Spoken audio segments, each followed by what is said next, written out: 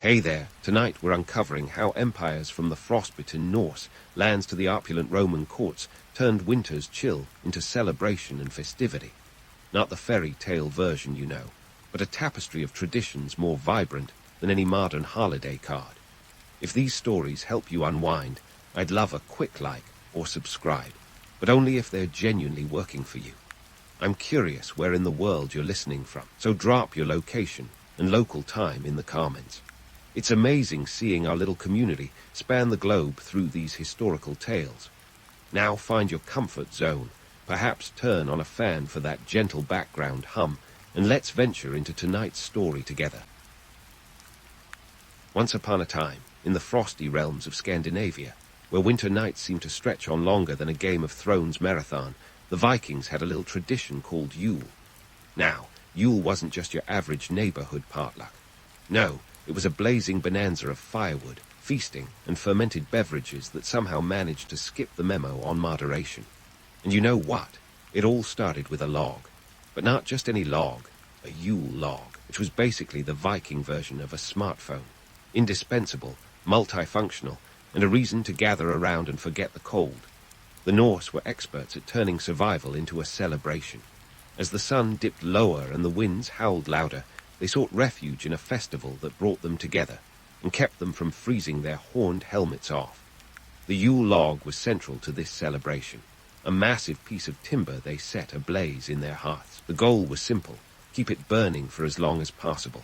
The record, some say up to 12 days, though the exact time might have depended more on the size of the log than any mystical Viking endurance test. You see, a Yule log that burned for days meant warmth, light, and time to party without the awkward silence of a dark, chilly room. Now, why all the fuss over a log? Well, in those days, lighting up a good piece of wood was a bit like plugging in a space heater and a disco ball simultaneously. It served a dual purpose: warmth and illumination, creating an atmosphere that was part survival tactic, part rave. And maybe, just maybe, the Vikings believed that the longer the log burned, the longer they could keep those pesky winter trolls at bay. Because let's face it, nothing ruins a party like a troll in a bad mood. Speaking of parties, the Norse knew how to throw down like it was 999 AD. Their Yule celebrations were filled with raucous feasting, where tables groaned under the weight of roasted meats and bread. And the drinking. Let's just say that the Vikings had a fondness for mead that would put a modern frat house to shame. Mead, for those unacquainted, is a honey-based alcoholic drink, and back then, it was consumed in quantities that would make a modern beer pong champion blush. It's no wonder that some historians think these festivities could have inspired future office Christmas parties, though thankfully, without the HR paperwork or awkward morning-after apologies. But Yule was more than just an excuse to eat and drink like there was no tomorrow.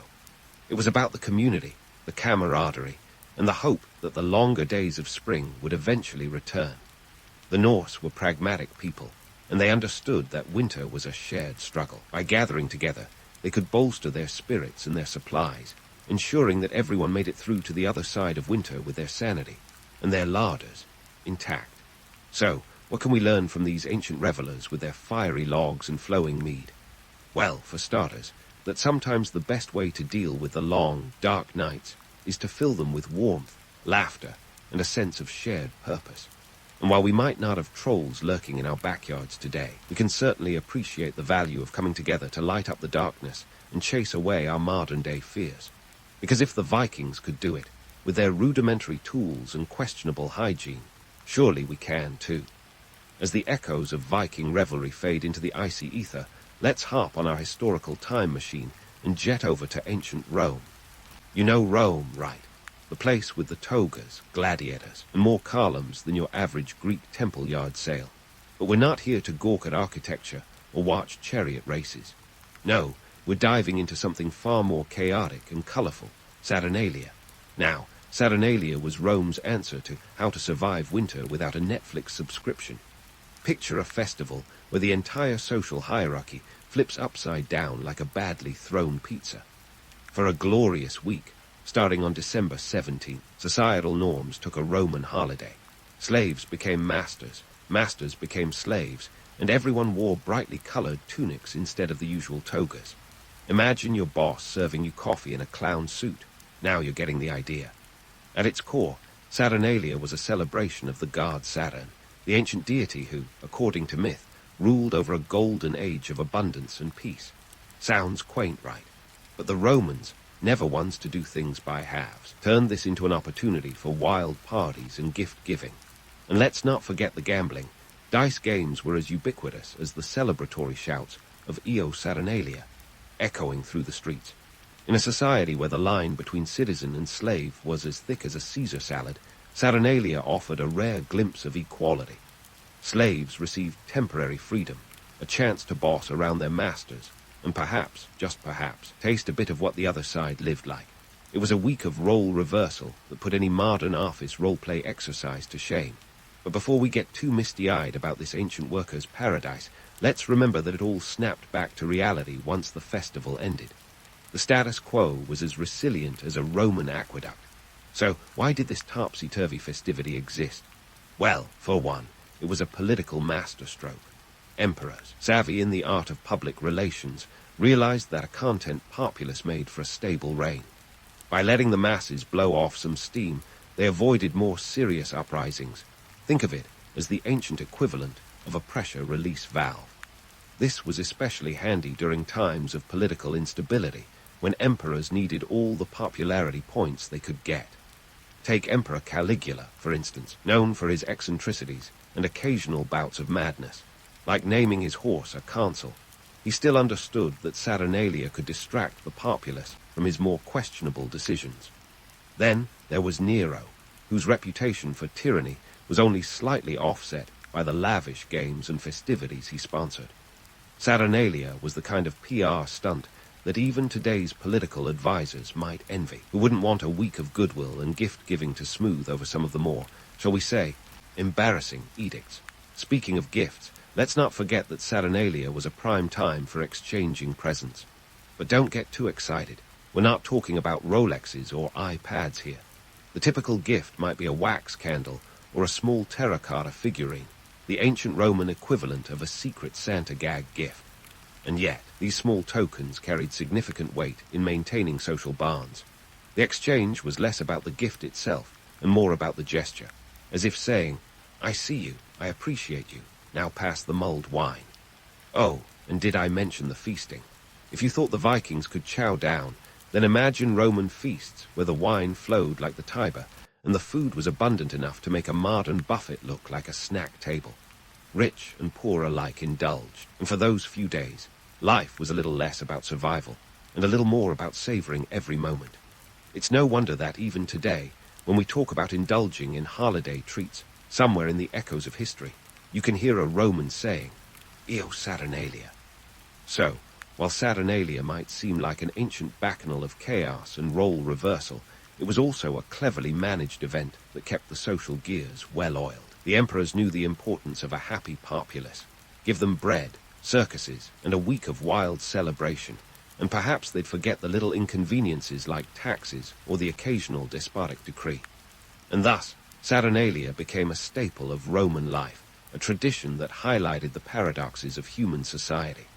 It was a week when equality reigned, but only temporarily, where gifts flowed but remained modest, and where revelry ruled, yet maintained an underlying order. It goes to show that even in the ancient world, the more things seemed to change, the more they stayed the same. And as we prepare to leap from the Roman Empire to our next historical stop, let's carry with us the reminder that sometimes the wildest parties and the most radical reversals are just a clever way to keep the wheels of society spinning smoothly. As we leave the rollicking chaos of Saturnalia behind, let's fly over to ancient Persia, where the winter solstice was less about appending social hierarchies and more about outsmarting the forces of darkness. Welcome to Shabby Yalda, the longest night of the year, where the ancient Persians faced their fears with a heady mix of storytelling and snacks, proving that some things, like the power of a good narrative and a tasty treat, are truly timeless. Now, while the Romans were busy flipping society on its head, the Persians had their own unique way of coping with the encroaching darkness. Shabby Yalda, or Night of Birth, was a celebration that marked the victory of light over darkness. The symbolism here is as bright as a neon sign. This was a night dedicated to the sun, to rebirth, and to the idea that even the longest night must eventually give way to dawn. And what better way to symbolize the sun's return than with a feast of red fruits? Enter the pomegranate, the Persian fruit celebrity of Yalda. With its vibrant red seeds, it wasn't just a delicious snack, it was a symbol of the sun itself. Kind of like eating a sunset, if you will. This wasn't just a Persian quirk, though. Red fruits were believed to have protective properties, warding off evil spirits that, rumor had it, were particularly active during this long, dark night. And let's be real, when the darkness stretched out like a black hole threatening to swallow your sanity, a good pomegranate might have seemed like a sensible talisman. But the gastronomic delights didn't stop there. Watermelons, another Yalda favorite, might seem out of place in the dead of winter, but they held a special significance. Eating watermelon on shabby Yalda was believed to keep you safe from illness during the cold months, a sort of ancient Persian flu shot. So, when you find yourself huddled around a table laden with these juicy offerings, it's a reminder that sometimes the best way to fend off evil spirits is through your stomach. Of course, this night wasn't just about stuffing your face with fruit.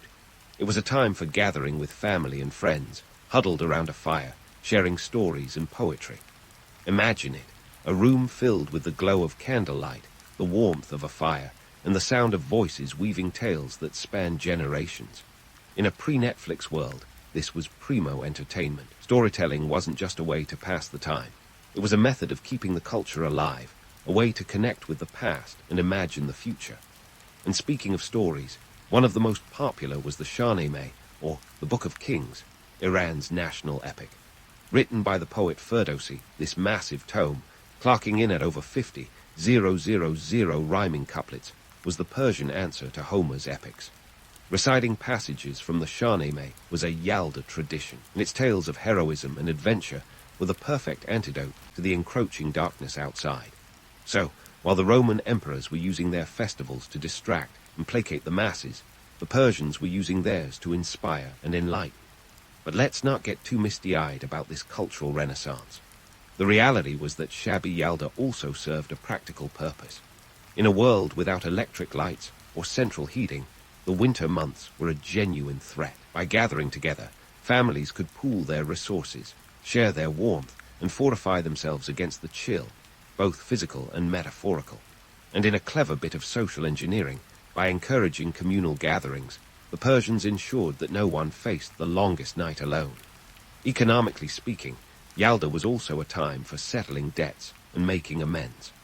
After all, what better way to start the new solar year than with a clean slate? It was a time for forgiveness and renewal, a chance to put grudges to bed along with the sun. This isn't just a quaint tradition, it's a savvy social strategy. By encouraging reconciliation, the Persians built social cohesion, which was crucial for navigating the harsh realities of winter. Now, let's tackle a myth that's as persistent as a Persian carpet. The idea that shabby Yalda was all about romance. While it's true that many modern Iranians see Yalda as a time for love and courtship, historically, the focus was more on survival and community than candlelit dinners. But hey, if you want to wax poetic over a pomegranate with your special someone, who are we to judge?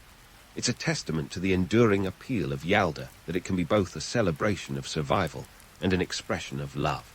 So, as we sit here in our modern world, with our smart thermostats and endless entertainment options, it's worth reflecting on the ancient Persians and their mastery of the long, cold night. They understood that when faced with darkness, the best defense is a mix of community, culture, and a touch of culinary magic. And maybe, just maybe, we could all use a little more of that ancient wisdom as we navigate our own winters, both literal and metaphorical. As we prepare to leave the glow of the Persian hearth, let's keep in mind that the lessons of Yalda are as relevant today as they were millennia ago.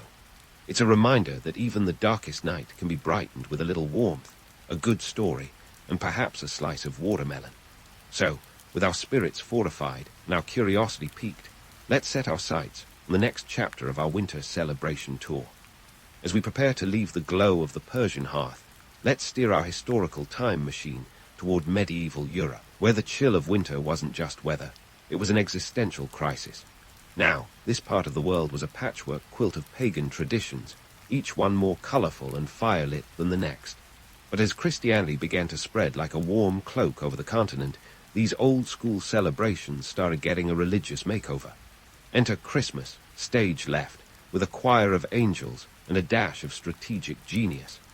Now, before you get too caught up in the image of a nativity scene with snow-draped mangers and heavenly carols, let's debunk the myth that Jesus was born on December 25th. Spoiler alert, there's zero historical evidence for this date.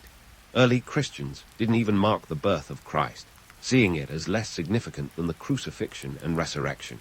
The December 25th date, that was more about celestial marketing than celestial birth records. You see, December 25th was already a high-traffic day on the pagan party calendar. It coincided with the Roman festival of Sol Invictus, celebrating the unconquered sun, and conveniently aligning with the winter solstice festivities. The Christian Church, ever adept at strategic positioning, decided to co-opt this date, giving the birth of Christ a prime slot on the cultural marquee. It was a classic case of, if you can't beat M, join M, with a side of divine rebranding. But why the big push for Christmas at this time? Well, it wasn't just about spiritual symbolism. It was a savvy political move. By aligning Christ's birth with existing pagan festivals, the Church made Christianity more palatable to converts. It was like offering a religious 2-for-1 deal. Keep your solstice celebrations and get eternal salvation as a bonus. This wasn't just about theology. It was about expanding the franchise. And let's not forget the economic angle. Winter festivals were a major boost to local economies, with markets bustling and feasts aplenty. By hitching its wagon to these celebrations, the Church ensured that Christmas would be an economic engine too. Fast forward a few centuries, and you've got a holiday that drives more retail sales than a medieval bazaar on market day. As for the traditions themselves, many of what we consider Christmas staples have their roots in pagan practices. Take the evergreen tree, for instance. It was a symbol of life enduring through winter's death grip, and its adoption into Christmas lore was as smooth as a sleigh ride. Similarly, mistletoe and holly, with their pagan associations of fertility and protection, found new life under the Christian banner. It's like the ultimate cultural remix, where old beats get a new rhythm. But don't be fooled into thinking this was a seamless transition. The Christianization of winter celebrations had its share of hiccups and resistance. Picture medieval clergymen wagging their fingers at unruly revelers who couldn't quite shake off their pagan partying instincts. The medieval church had a love-hate relationship with these festivities, torn between embracing the joyous throngs and fearing the chaos they could unleash. And speaking of chaos, let's dive into the carnival-like atmosphere that often accompanied these celebrations. In some places, the Lord of Misrule would preside over Christmas revelries, turning the world topsy-turvy much like Saturnalia's role reversals. This figure was usually a peasant or a jester, granted temporary power to orchestrate the revelry. It was a festive release valve, a way for society to let off steam without boiling over into revolt. This was all part of the medieval balancing act, keeping the populace entertained and distracted during the long, dark months. The church might have been the guiding hand, but they were also pragmatic enough to know that a little mischief managed was better than outright rebellion. It's what we might call a medieval win-win. The people got their party, and the church kept them on a leash, albeit a festive one. However, let's not romanticize this period as purely merry and bright. The reality of medieval winters was harsh, with food shortages, cold weather, and illness lurking like uninvited guests at the feast. The celebrations, while joyful, were also a necessary respite from these grim realities. A chance to gather, eat, and hope for the light to return, both literally and metaphorically. So, as we nestle into this tapestry of medieval winter traditions, it's clear that the transformation of pagan celebrations into Christmas was as much about earthly strategy as it was about heavenly inspiration. The Church, with its keen sense of social and political dynamics, managed to weave a new narrative from old threads, a narrative that continues to warm our hearts and hearths even today. And as we prepare to delve into the next chapter of our winter celebration odyssey, let's keep in mind that the story of Christmas is one of adaptation and resilience. It's a tale as old as time, where the sacred and the secular dance together in a cold, wintry waltz. So, with a nod to the past and a wink to the future, let's continue our journey through the frosty annals of history. So, as we continue our wintry wander through history's snow-dusted corridors, let's turn our attention to the present. How did these ancient traditions become the holiday season we know today? Why are we still decking the halls, stuffing oversized sarks, and hanging out under mistletoe as if it's the world's most questionable matchmaking device? First, let's talk about mistletoe. This parasitic plant has a reputation that's gone from druidic sacredness to holiday smooch facilitator. We have the Norse to thank for this, as their myths transformed mistletoe from a weapon that killed the god Balder into a symbol of love and reconciliation. But here's the reality check. Mistletoe is toxic. Yes, the plant that encourages cheeky kisses can also be a bit of a Grinch if ingested. This dual nature reflects a broader theme in holiday traditions. What looks sweet often has a bitter edge. Now, as we hang our oversized sarks, stockings, by the chimney with care, let's remember that even this quaint tradition has roots dipped in practicality and myth. The origin story involves a nobleman whose daughter's dowries were saved by gifts tossed down the chimney by St. Nicholas himself. Whether or not this tale holds water, it's a classic example of how legends grow out of ordinary needs. Those stockings were originally just a place to dry wet socks, not a canvas for Santa's generosity. Speaking of Santa, let's not forget that jolly old St. Nick's current form is more a product of 19th century American marketing than ancient lore. Sure, St. Nicholas was a real Greek bishop known for his generosity, but the flying reindeer and red suit, pure Coca-Cola magic, dating back to a 1931 ad campaign. Before that, he was more likely to be seen wearing bishoply robes than riding a sleigh. But hey, who doesn't love a good makeover? Santa's transformation is a testament to the power of storytelling and the eternal human desire for a little bit of magic. And then there's the Christmas tree, that evergreen icon of holiday cheer. Its roots, pun intended, lie in the pagan celebrations of winter solstice, where evergreens symbolized life's persistence. Fast forward to 16th century Germany, and we see the first decorated trees, a tradition that caught on like wildfire. The 1800, thanks to Queen Victoria and her German prince, Albert, the Christmas tree became the must-have accessory for any self-respecting holiday celebration. But the evergreen's journey from forest symbol to living room staple shows how traditions evolve to suit the times. Let's not overlook the economic engine behind these festivities. In the U.S. alone, the holiday season generates over $700 billion in retail sales. That's more than the GDP of some small countries. This commercial aspect might seem a bit at odds with the season's supposed spirit of goodwill, but it's a continuation of a centuries-old pattern. Just like the medieval markets that thrived during winter festivals, today's holiday shopping frenzy is a vital part of the economy. So, while we might roll our eyes at the commercialization of Christmas, it's worth noting that this is nothing new. But why do these traditions endure, even when their origins are as murky as eggnog? Perhaps it's because they offer a sense of continuity in a world that's constantly changing. They are the threads that connect us to our past, even as we weave new patterns for the future. Each generation adds its own twist to the holiday canon, ensuring that these celebrations remain vibrant and relevant. Whether it's through adopting new technologies, virtual family gatherings, or creating new customs, the spirit of these ancient festivals lives on. And that brings us to the heart of the matter, why we cling so fiercely to these winter celebrations. In a world where we're often more connected to our devices than each other, these traditions offer a rare opportunity for genuine connection. They're a reminder that, even in the darkest times, there's light to be found in community and shared joy. It's no wonder that, despite the hustle and bustle, we return to these celebrations year after year like moths to a flame, or perhaps more accurately, like children to a pile of presents. So, as we wrap up this festive foray into history's snow globe, let's take a moment to appreciate the legacy of these winter celebrations.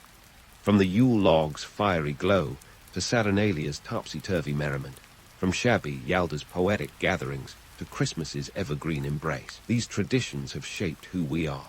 They remind us that, no matter how much time passes, the human desire for warmth, light, and connection remains. And as we hang our stockings, kiss under the mistletoe, and gather around our own modern hearths, let's carry forward the lessons of the past. Because, let's face it, a little history can make the holidays even brighter.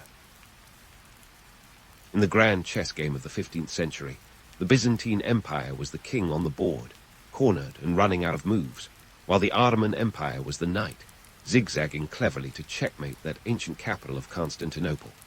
But before we get to the grand finale that put the final nail in the coffin of the Roman legacy, let's rewind and look at just why everyone was so obsessed with this stretch of land that kissed both Europe and Asia. First, let's talk about the Byzantine Empire.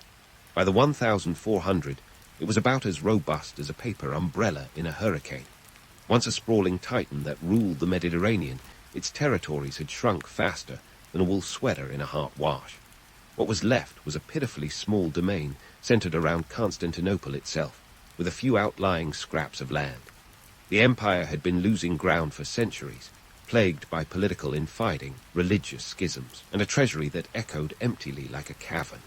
The Byzantines had their heyday, but by this era they were the old dogs struggling to learn new tricks.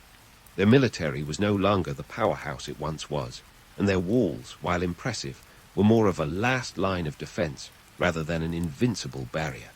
They were heavily reliant on mercenaries, hired swords who were as loyal as a cat with a milk bowl elsewhere. Their coffers were so depleted that emperors had started pawning off relics and treasures, hoping to keep the empire afloat. Meanwhile, on the other side of the Bosporus, the Ottomans were making ambitious plans. Picture them as the new kids on the block with a very clear vision and the energy to match. By 1453, Sultan Mehmed Roman II, also known as Mehmed the Conqueror, was a sprightly 21-year-old with the determination of a bulldog and a dream of empire that stretched as far as the eye could see. Mehmed wasn't just any ruler, he was a meticulous planner, a student of ancient war tactics, and had a reputation for not taking no for an answer. But why was Constantinople such a big deal anyway? Why did everyone want a slice of that Byzantine pie? The answer lies in its geographical jackpot status. Constantinople was the bridge between Europe and Asia, a commercial hub where East met West. Holding it meant controlling trade routes, and controlling trade routes meant raking in the kind of money that could make a king feel like a god. The Bosporus Strait was the highway of the ancient world, a narrow passage where goods and ideas flowed like water. The city was a melting pot of cultures, a place where merchants from Venice rubbed shoulders with traders from Arabia. Economically, the Byzantines were circling the drain. Their once thriving economy had become a shadow of its former self, thanks to poor management and the rise of rival trade powers like Venice and Genoa, who were more than happy to scoop up any business that slipped through the Byzantine fingers. The silk and spice routes that once filled Byzantine coffers were now being redirected elsewhere. And so Constantinople, though still a jewel, was one that was increasingly difficult to keep polished. Politically, the empire was a hot mess. Internal conflicts and a revolving door of emperors meant that stability was more of a concept than a reality. Even as the Ottomans were tightening the noose, the Byzantine nobility was busy squabbling over who should sit on a throne that was about to become a very uncomfortable chair. The last emperor, Constantine Roman XI, found himself in a role akin to a captain trying to steer a sinking ship through a storm, with a crew more interested in mutiny than manning the lifeboats. This was the stage on which the final act of the Byzantine play was set. The Ottomans, with their burgeoning empire and their eyes on the prize, saw the weakness and the opportunity. They were a rising power, their ambitions fueled by a mix of military might and a knack for diplomacy. They had an itch that could only be scratched by conquering Constantinople, a city that represented both historical prestige and strategic advantage. As for the Byzantines, the strategy was akin to putting all their eggs in one very fragile, very antique basket. They were hoping their mighty Theodosian walls would hold, that their prayers would be answered, and maybe, just maybe, that some European power would ride in like a white knight to save the day. Spoiler alert, none of that happened. The fall of Constantinople was not just a clash of armies, but a collision of eras. It marked the end of the medieval world and the dawn of a new age, where gunpowder and cannons would become the language of war.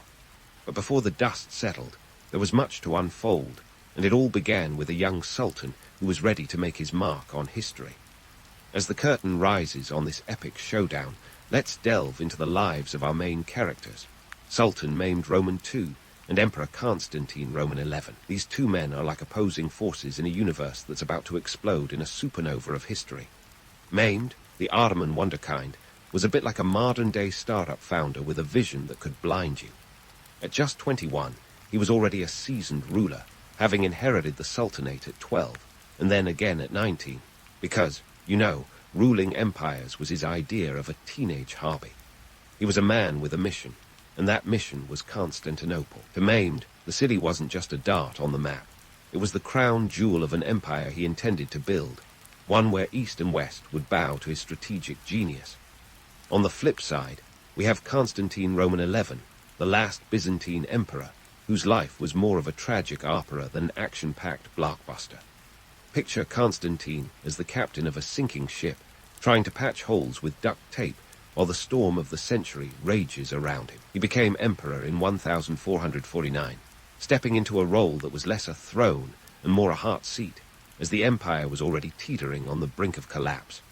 Constantine was a man of grit and determination, but he was also painfully aware that he was playing a losing game of chess with only pawns left on the board.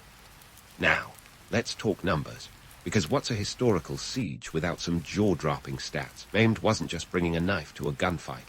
Oh no, he was bringing a full-blown arsenal.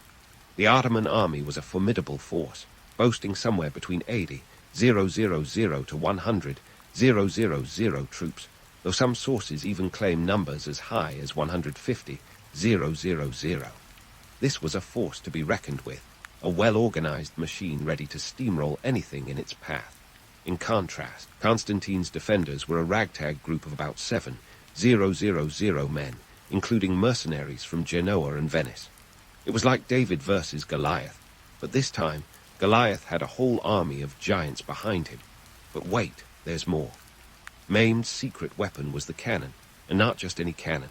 We're talking about the mother of all cannons, the basilica, a massive piece of artillery that was the medieval equivalent of a nuclear bomb. Designed by a Hungarian engineer named Urban, this beast was over 8 meters long and could hurl a 600-kilogram stone ball over a mile. It took 60 oxen and 400 men to transport it. The price tag, a whopping 300,000 ducats, which in today's cash would be enough to buy you a private island or two. The Byzantines, on the other hand, had a handful of smaller cannons that were about as effective as water pistols against a hurricane. The siege began on April 6, 1453, and it was an engineering spectacle. Maimed's forces started by building a fortress on the Bosporus, cutting the city off from reinforcements. Then came the relentless bombardment. The Ottomans fired those massive cannonballs with a frequency and intensity that was nothing short of a medieval fireworks show. The Theodosian walls, once the pride of Byzantine defense, were now being turned into Swiss cheese by Maimed's artillery. And let's not forget the naval front, where the Ottomans displayed some serious out-of-the-box thinking. When the Byzantines blocked the entrance to the Golden Horn with a massive chain, Maimed's engineers pulled off a stunt that would make any modern-day logistician proud. They literally hauled ships overland, rolling them on greased logs to bypass the chain and launch a surprise attack. It was a move straight out of a playbook that didn't exist yet, a bold stroke that showed Maimed was playing 4D chess while everyone else was stuck on checkers. But it wasn't all smooth sailing for the Ottomans. The sheer size of their cannons posed logistical nightmares.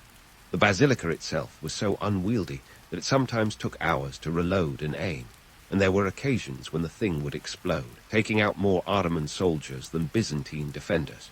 Still, the psychological impact of seeing such power was immense, and the defenders knew they were up against an unstoppable force. As the days turned into weeks, the siege became a brutal test of endurance. Inside Constantinople, supplies were dwindling, morale was shaky, and hope was becoming a rare commodity. Constantine Roman XI, ever the stoic leader, continued to rally his men, urging them to hold the line in the face of overwhelming odds.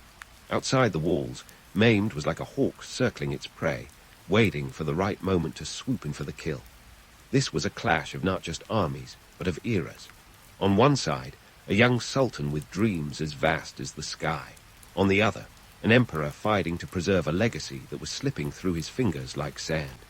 The fate of Constantinople hung in the balance, teetering between the past and the future. And as the siege dragged on, the world watched, knowing that the fall of the city would change the course of history forever. But before we get to that fateful day when the walls finally fell, there are more twists and turns in this saga of ambition, desperation, and unimaginable courage. Stay tuned, because the story of the fall of Constantinople is far from over. As the siege of Constantinople dragged into its third week, the relentless drumbeat of warfare became the city's new soundtrack, a grim symphony of cannon fire, clashing swords, and the distant cries of men locked in a death match with destiny. It was a scene of medieval mayhem where every day brought fresh challenges and unexpected plot twists, as if the universe had decided to throw a cosmic wrench into the works just for kicks. The Ottomans, led by the ever-ambitious maimed Roman II, were hammering the city with the kind of persistence usually reserved for reality TV stars trying to stay relevant. Yet, it wasn't just brute force that Maimed was banking on.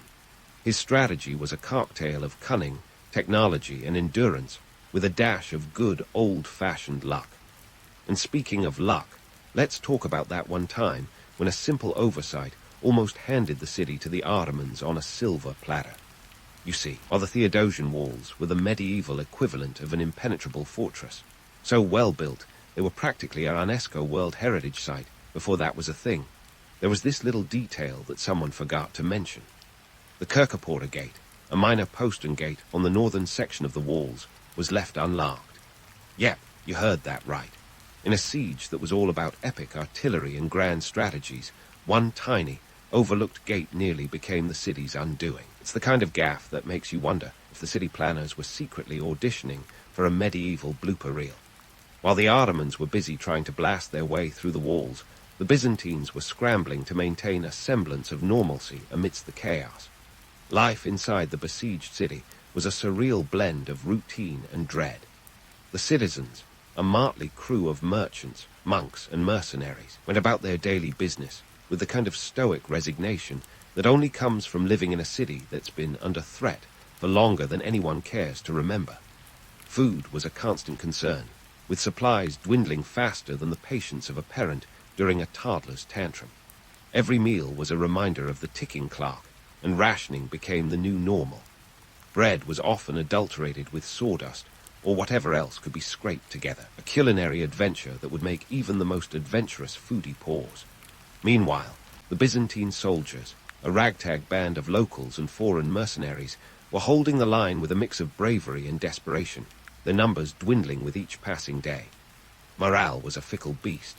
Some days, the citizens found strength in their shared plight, rallying around Emperor Constantine Roman XI, who, despite the odds, continued to inspire his people with a kind of charisma that would put modern motivational speakers to shame. Yet, there were also whispers of betrayal and fear, like shadows lurking in the corners of a dimly lit room. The Byzantines knew they were fighting not just for their city, but for a legacy that stretched back over a millennium. But as the days turned into weeks, the weight of history became a heavy burden to bear. On the Ottoman side, it wasn't all smooth sailing either. Sure, they had the numbers, the cannons, and a sultan with a vision as grand as the Bosporus itself. But they also faced logistical nightmares that would make any modern-day event planner break out in a cold sweat.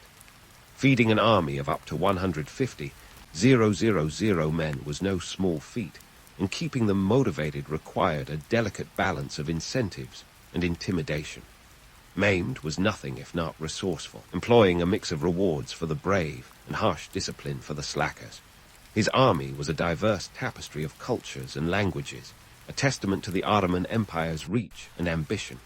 Diplomacy played its part too, though not always with the desired outcome. Maimed had attempted to woo the Genoese and Venetians, key players in the region, hoping to neutralize their influence or even secure their support. But these maritime republics were as slippery as eels, more interested in protecting their trade interests than committing to a side. Their mercenaries fought within the city walls, but their governments kept a safe distance, watching the struggle unfold like spectators at a particularly gripping sports match. As the siege pressed on, the psychological warfare intensified. Maimed's forces employed tactics designed to weaken resolve and sow confusion. Psychological operations are as old as warfare itself, and the Ottomans were masters of the art. They sent messages over the walls, promising safety and rewards for those who surrendered, while spreading rumors that help was never coming. It was a mind game of epic proportions, and it weighed heavily on the Byzantine defenders, who were already stretched thinner than a pizza crust in Rome. Then there were the nights. Oh, the nights. When the sun dipped below the horizon, the city was plunged into a darkness that seemed to swallow hope. The Ottomans would fire flaming arrows over the walls, turning the night sky into a macabre light show that was as terrifying as it was mesmerizing. In a world before electric light, the sight of flaming projectiles arcing through the sky was enough to send shivers down the spine of even the bravest soul. Yet, through it all, the Byzantines held on.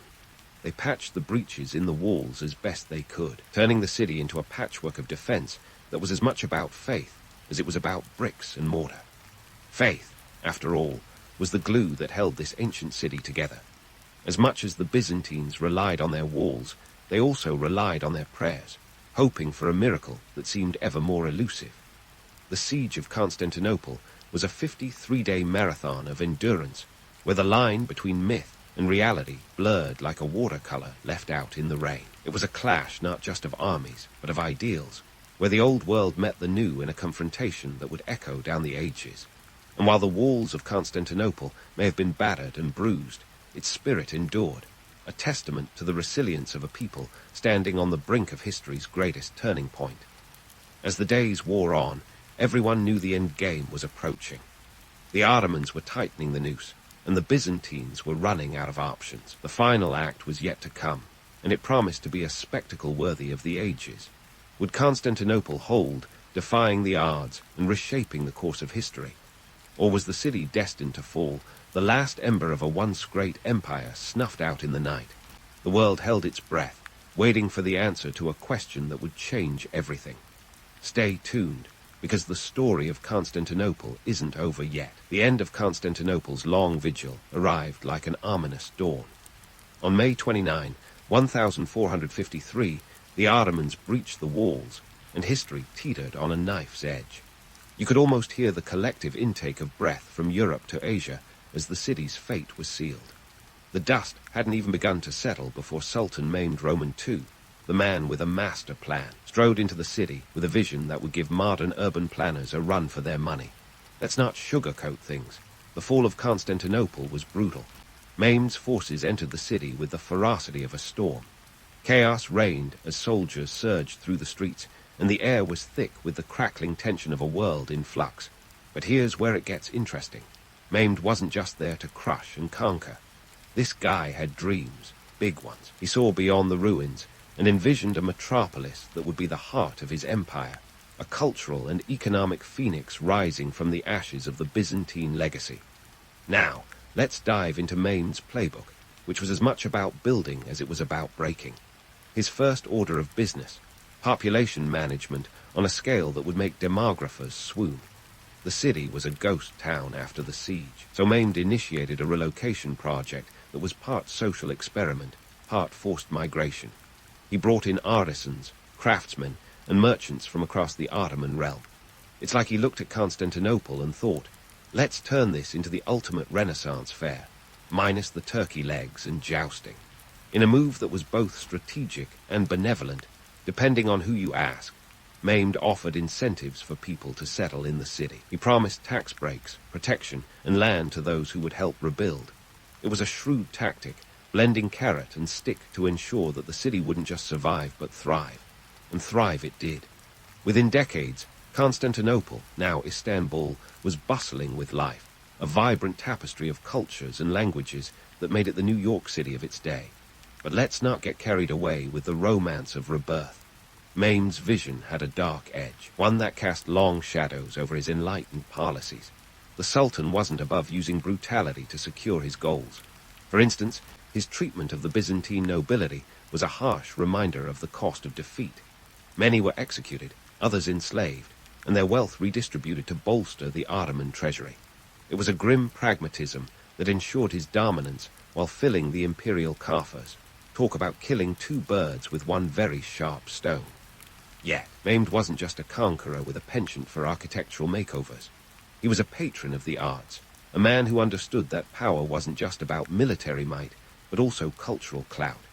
He transformed Istanbul into a center of learning and artistry, attracting scholars, poets, and philosophers. The Hagia Sophia, once the jewel of Byzantine Christianity, was converted into a mosque, a symbol of both victory and transformation. Maimed's reign saw the blossoming of Ottoman art and architecture, with influences from Persia to Italy. It was a cultural renaissance that came with the occasional edge of a sword. You see, Maimed's genius lay in his ability to blend the old with the new, to create a synthesis of East and West that was greater than the sum of its parts. He respected the city's Byzantine past, even as he reshaped it to fit his imperial ambitions. This was a man who could appreciate the grandeur of a basilica while commissioning new mosques that would redefine the skyline. His vision was ambitious, ruthless, and in many ways ahead of its time. Economically, the transformation was nothing short of miraculous. Istanbul became a hub of trade, a bustling marketplace where East met West. The Bosporus was the lifeline of commerce, and Maimed knew how to capitalize on it. He established trade routes that stretched from the Mediterranean to the Black Sea, ensuring that the city's wealth flowed like the waters that surrounded it. This economic boom was fueled by the influx of diverse communities, each bringing their own trades and crafts to the melting pot that was Istanbul. Yet, let's not forget the human cost. The fall of Constantinople was a seismic shift that sent shockwaves through Europe. It marked the end of the Byzantine Empire, a legacy that had stood for over 1,000 years. The psychological impact was profound, a wake-up call for a continent that had long seen itself as the center of the civilized world. It spurred changes in military tactics, trade policies, and even the arts, as the Renaissance gathered momentum in the West. So, what do we make of this multifaceted Maimed? He was a conqueror with a conscience, a visionary who could be both cruel and cultured. He understood that to rule an empire, you needed more than just an army. You needed a city that was both a fortress and a beacon, a place where commerce, culture, and power intersected. His Istanbul was all that, and more, a testament to the enduring appeal of a city that has always been at the crossroads of history. As the dust settled, and the city began its transformation, the world watched, knowing that the fall of Constantinople was more than just the end of an era, was the beginning of a new chapter, one that would see the Ottoman Empire rise to its zenith, reshaping the world in ways that still echo today. Maimed's dream was alive and well, a living testament to the power of vision and the complexities of human ambition. But this story isn't over yet. There's more to explore in the aftermath of Constantinople's fall, more threads to unravel in this tapestry of history. So stick around, because the saga of Istanbul is just getting started. And trust me, you won't want to miss the next act. The saga of Istanbul, born from the ashes of Constantinople, is a story that continues to resonate through time, echoing in the bustling streets and towering minarets of the city today. But before we get caught up in the romance of rebirth, let's take a detour through the ripple effects this seismic shift caused across Europe and beyond. The fall of Constantinople wasn't just the end of a city. It was the closing chapter of an empire that had been the guardian of Christian Europe for over a millennium. The Byzantines were the keepers of Roman legacy, holding the line against encroaching forces while Europe was busy with its medieval soap operas. With their fall, it was like the last piece of a historical jigsaw puzzle had been swept off the table, leaving the continent scrambling for a new order. For starters, the fall of Constantinople sent shockwaves through the European psyche. Imagine the collective gasp of monarchs and merchants alike, realizing that their eastern bulwark was now under Ottoman control. Panic ensued, and not the mild kind you feel when you misplace your phone. This was existential dread, the kind that sparks crusades and starts arms races. The Ottomans were no longer a distant threat. They were at Europe's doorstep. The fall of Constantinople had thrown open the door. But hold on. Let's not buy into the tired narrative of a simple clash of civilizations. The truth is far more nuanced, and frankly, a lot more interesting. Sure, there were battles and bloodshed, but there was also a remarkable exchange of ideas and culture, a blending rather than a mere collision. The Ottomans, far from being cultural barbarians, were eager borrowers. They absorbed Byzantine art, architecture, and administration, creating an empire that was a patchwork quilt of influences. This was a time when the East didn't just meet the West. They invited each other over for dinner, exchanged recipes, and sometimes even swapped the good china. Economically, the fall of Constantinople was the butterfly effect that set off a chain reaction in global trade. With the traditional land routes to Asia now under Ottoman control, European powers found themselves in a bit of a pickle. How to get all those lovely spices and silks without paying the Sultan's tolls? The answer, as it turned out, was to look to the seas. Cue the age of exploration, a time when daring navigators like Vasco da Gama and Christopher Columbus set sail to find new routes to the east. It was a bold endeavor spurred by necessity, and it reshaped the world map in ways that still boggle the mind. And so, the fall of Constantinople indirectly paved the way for the global age. It was the nudge Europe needed to think outside the box, or the continent, as it were. The search for alternative trade routes led to the discovery of the Americas, the circumnavigation of Africa, and the establishment of new trade networks that connected East and West like never before. The very forces that Constantinople once held at bay were now free to roam, and roam they did, with a fervor that would have impressed even the most ambitious Ottoman Sultan. Yet, with all these shifts and changes, one can't help but wonder, could the fall of Constantinople have been avoided? Was there a moment when history might have taken a different turn? The perennial what-if question looms large, like a tantalizing mystery just out of reach. What if the Byzantines had managed to rally more support from the West? What if the Venetians and Genoese had thrown in their lot more decisively with the beleaguered city? Or what if the Byzantines had embraced reform and innovation earlier, turning their moribund empire into a force to be reckoned with once more? These questions, as enticing as they are, remain firmly in the realm of speculation. The reality is that the Byzantine Empire was a relic of the past, weighed down by centuries of decline and internal strife. Its fall was as much a result of its own weaknesses as it was of Ottoman strength. The empire's inability to adapt to changing times, to modernize its military and administration, left it vulnerable to the rising tide of Ottoman ambition. In the end, it was a tragedy of missed opportunities and lost potential, a cautionary tale of what happens when the old world clings too tightly to the past. But let's not wallow in doom and gloom.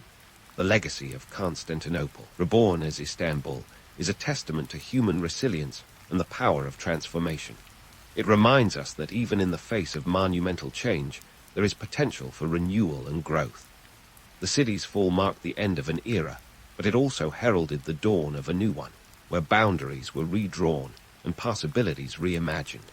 So, as we wrap up this epic tale, let's take a moment to appreciate the intricate dance of history. The fall of Constantinople was a turning point, a moment when the world shifted on its axis. It was a time of endings and beginnings, of loss and discovery. And while we may never know all the answers to the questions it leaves behind, we can be certain of one thing. The story of Constantinople and the enduring legacy of its fall will continue to captivate and inspire for generations to come. Sun peaks over the horizon, gilding the ancient Greek landscape in a soft, amber glow. It's early morning, and while most of the world might still be tangled in dreams, you're stepping into the boots of a Greek aristocrat, or at least someone who wishes they were. Today, you're not just going hunting. No, you're about to partake in an activity that's as much about flaunting status and political connections as it is about tracking down some wild game. So buckle up, or rather, lace those sandals tightly, because this isn't just a walk in the park. It's a day where social ladders and spears are sharpened with equal intensity. First things first, let's set the scene. Hunting in ancient Greece wasn't just a practical endeavor. It was a social extravaganza, a bit like what attending a high-profile gala is today. It was where the creme de la creme of society met, mingled, and showcased their prowess. Not just with weapons, but with words and wit. Everyone knew it was as much about being seen as seeing the game. And did I mention the political undercurrents? Oh yeah, because nothing says I'm fit to lead quite like being able to take down a boar with a spear. Speaking of spears, let's talk about the gear. Forget about your fancy hunting rifles or crossbows. This is ancient Greece, after all. Your weapon of choice might be a spear, crafted from sturdy wood and tipped with iron, or perhaps a bow, if you fancy yourself a bit of an Odysseus type, minus the whole Trojan War baggage. These items weren't just tools, they were investments. A good spear could cost you a handful of drachmae, not exactly pocket change when you consider that a drachma could buy you about 3 days' worth of bread.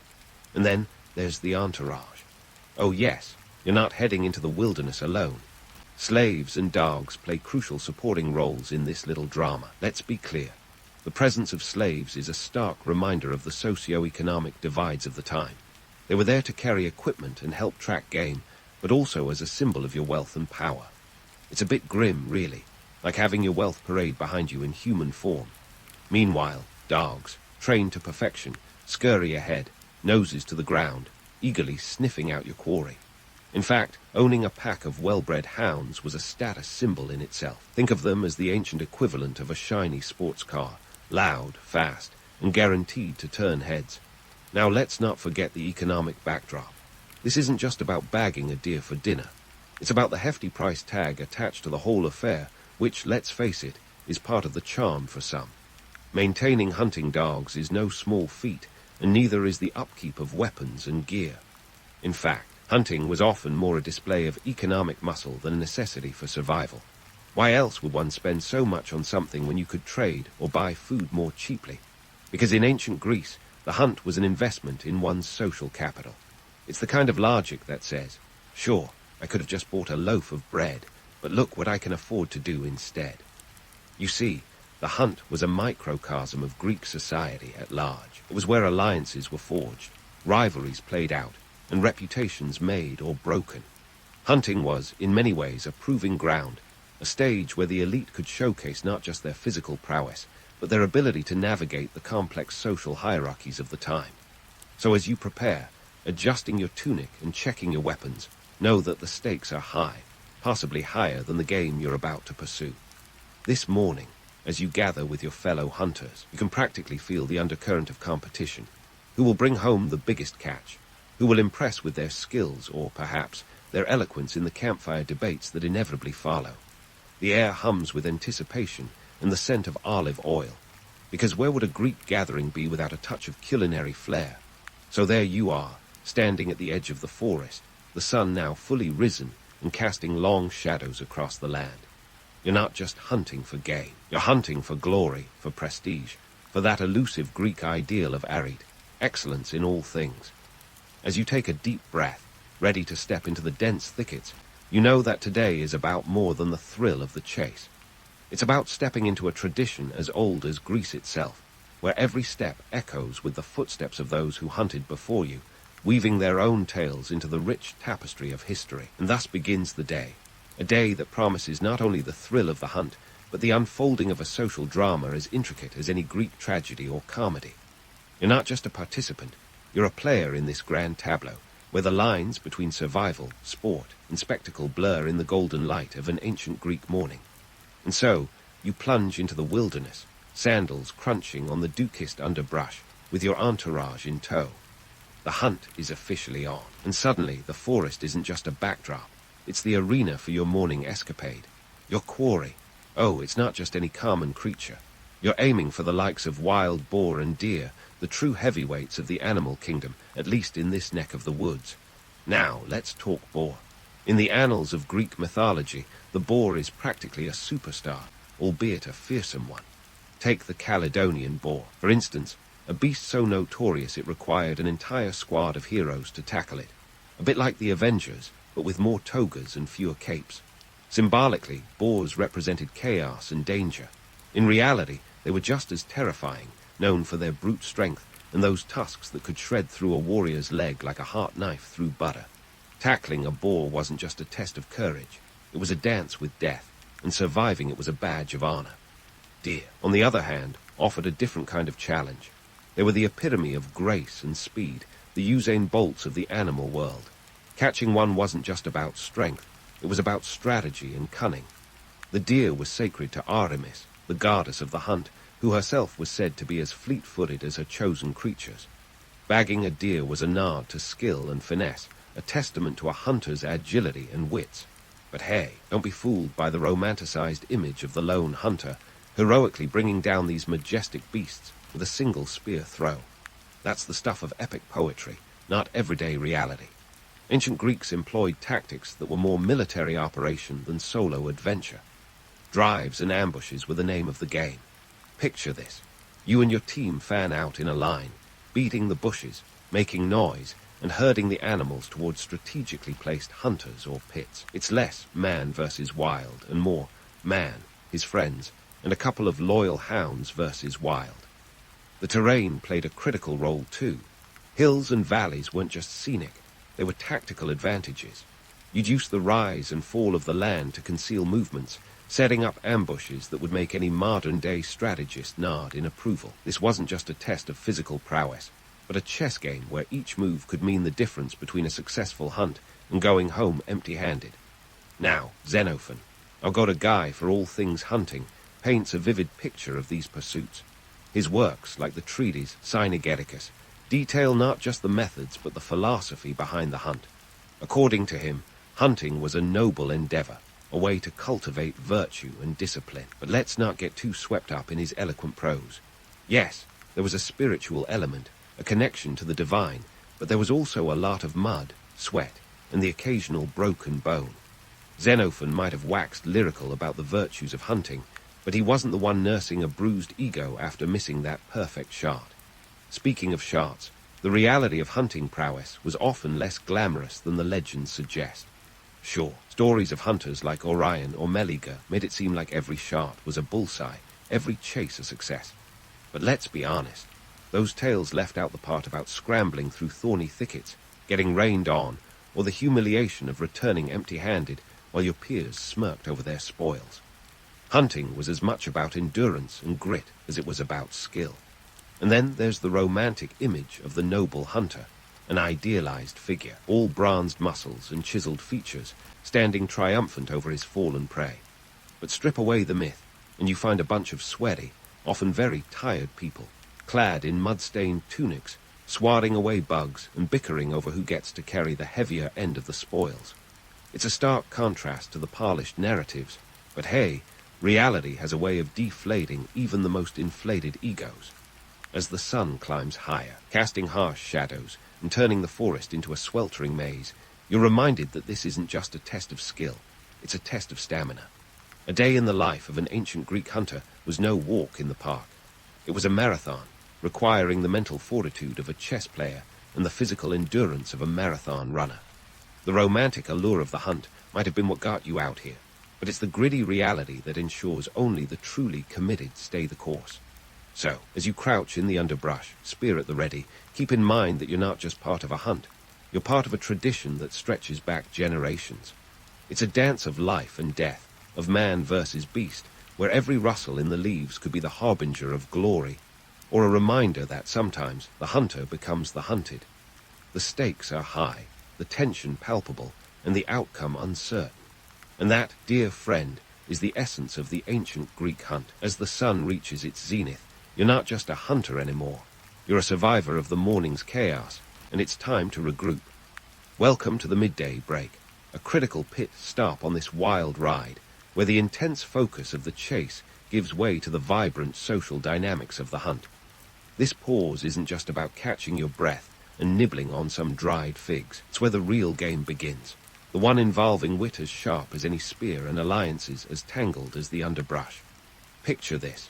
You're gathered with your fellow hunters in a clearing, the air thick with the earthy aroma of crushed pine needles and the lingering scent of sweat. The sun blazes overhead, a relentless spotlight on this impromptu stage. Here, the camaraderie and competition among your party come into full view, and it's a sight to behold. It's like a Greek symposium in the wild, minus the couches and endless wine, but trust me, the banter is just as intoxicating. Now, let's talk about the cast of characters in this midday drama. You've got the aristocrats, those paragons of privilege, lounging like they own the place, which, let's be honest, some of them probably do. Then there are the ambitious up-and-comers, eager to prove themselves and maybe catch the eye of someone influential. And let's not forget the seasoned veterans, those grizzled old-timers who've seen it all and aren't shy about letting you know it. In this setting, conversations are more than idle chatter. They're verbal sparring matches, where each quip and retort is a calculated move on the social chessboard.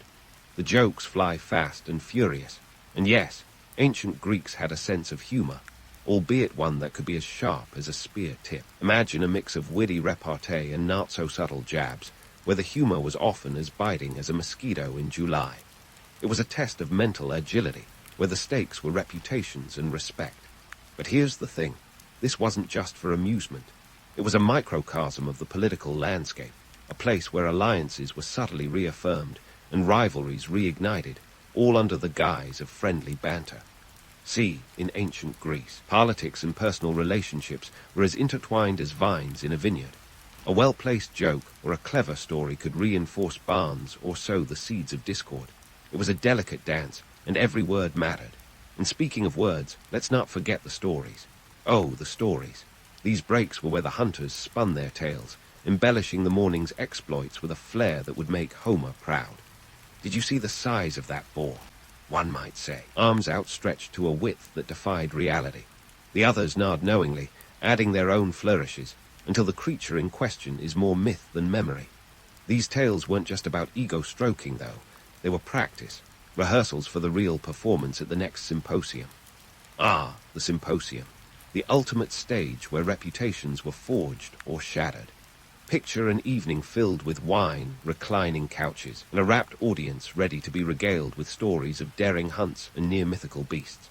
There, your midday tale becomes part of a larger narrative, a chance to cement your place in the social hierarchy. The symposium was more than just a party. It was a cornerstone of Greek social life. It was where alliances were solidified, intellectual discourses were held, and crucially, where the morning's hunts were recounted with an enthusiasm that often outstripped the truth. Each hunter's tale was a testament to their prowess, painting them as paragons of bravery and skill. But let's not kid ourselves. These stories were as much about selective memory as they were about actual events. After all, history is written by the storytellers, and in ancient Greece, everyone was a storyteller. Back in the clearing, as the sun begins its slow descent, the hunters prepare to resume their pursuit, but not before one last round of barbs and boasts. It's a ritual as old as the hunt itself, a reminder that this break, this interlude, is as much a part of the hunt as the chase. As you gather your gear, ready to plunge back into the forest, you know that you're not just returning to the hunt. You're stepping back into a larger game, one that's played with both steel and subtlety. So, as you head out, remember that today's hunt isn't just about the quarry you'll pursue in the afternoon shadows. It's about the stories you'll tell, the alliances you'll affirm, and the reputations you'll shape. Each step you take is another line in the epic of your life, a testament to your place within the intricate social web of ancient Greece. And with that, dear friend, the midday break draws to a close. The sun might be setting, but the day is far from over. The hunt continues, and with it, the legacy of those who dared to step into the wild, not just as hunters, but as players in the grand theatre of Greek society. As the sun dips towards the horizon, casting long shadows that stretch across the dusty path home, the thrill of the hunt begins to give way to the pragmatic concerns of what comes next, the division of spoils. It's not just about who gets the lion's share of the boar, though trust me, that's a conversation that can get as heated as a Spartan's temper. No, this is about social standing, obligations, and the delicate dance of reciprocity that defines Greek society. Imagine the scene. Weary hunters, grimy and smelling like the wrong end of a boar, trudging back to their village. The glamour of the hunt is now a distant memory, replaced by the gritty reality of lugging your catch home. But it's not just muscle power that's on display here, it's social power. The size and composition of your haul are as much a statement of your prowess as they are of your connections. You see, in ancient Greece, the hunt was a communal affair, and sharing the spoils was an intricate social obligation. Now, let's break it down. The division of the hunt's bounty wasn't just a free-for-all. Oh no, it was a ceremony of sorts, one that reflected the pecking order within the group. The aristocrats and esteemed veterans typically got the choicest cuts, a tangible affirmation of their status. The head of the boar or deer, considered a symbol of honor, might be reserved for the hunt's leader or distinguished guests, while the rest was divided based on merit and social ties. But this wasn't just about satisfying hunger. It was about reinforcing societal bonds. Sharing the spoils was a way to cement alliances and acknowledge obligations. It was an investment in social capital, ensuring that when you needed help or support, your hunting companions would remember that juicy leg of venison you graciously handed over last week. It's the ancient Greek version of, I scratch your back, you scratch mine, but with more fur and less finesse. And let's not forget the economic implications. A successful hunt could be a windfall for a household. In a world where a drachma might buy you a few days' worth of bread, a good-sized boar could feed a family for weeks. It also provided the opportunity to trade meat for other goods, supporting the household economy in a way that went beyond mere survival. This wasn't just about sustenance, it was about stability, ensuring that the winter months were a little less harsh, the larder a little less bare. But the spoils weren't just about filling bellies or trading for olive oil. Part of the bounty was often set aside as an offering to the gods, a symbolic gesture to thank the divine for their favor or perhaps to curry it for future endeavors. Artemis, the goddess of the hunt, was a popular recipient of such gifts. After all, keeping the goddess happy wasn't just good manners, it was good strategy. You wanted her on your side next time you faced down a boar with tusks the size of your forearm. Let's take a moment to debunk the myth of the heroic return. In art, you might see hunters depicted as triumphant figures, muscles gleaming, striding into town with their prey draped elegantly over their shoulders. The reality, not so picturesque. The walk back was a slog, a test of endurance as much as the hunt itself. Dust clung to your sweaty skin, and the weight of your catch was no easy burden. By the time you stumbled into the village square, you were less Hercules, more get me a bath and a stiff drink. The contrast between the idealized heroic returns and the raw, unvarnished truth is stark. Those grandiose depictions served a purpose, reinforcing the narrative of the hunter as a paragon of strength and skill. But ask anyone who's dragged a boar through miles of rough terrain, and they'll tell you the real victory is not collapsing in a heap before you reach the front gate. As the group arrives back in the village, the spoils are laid out for all to see, a tangible testament to the day's success.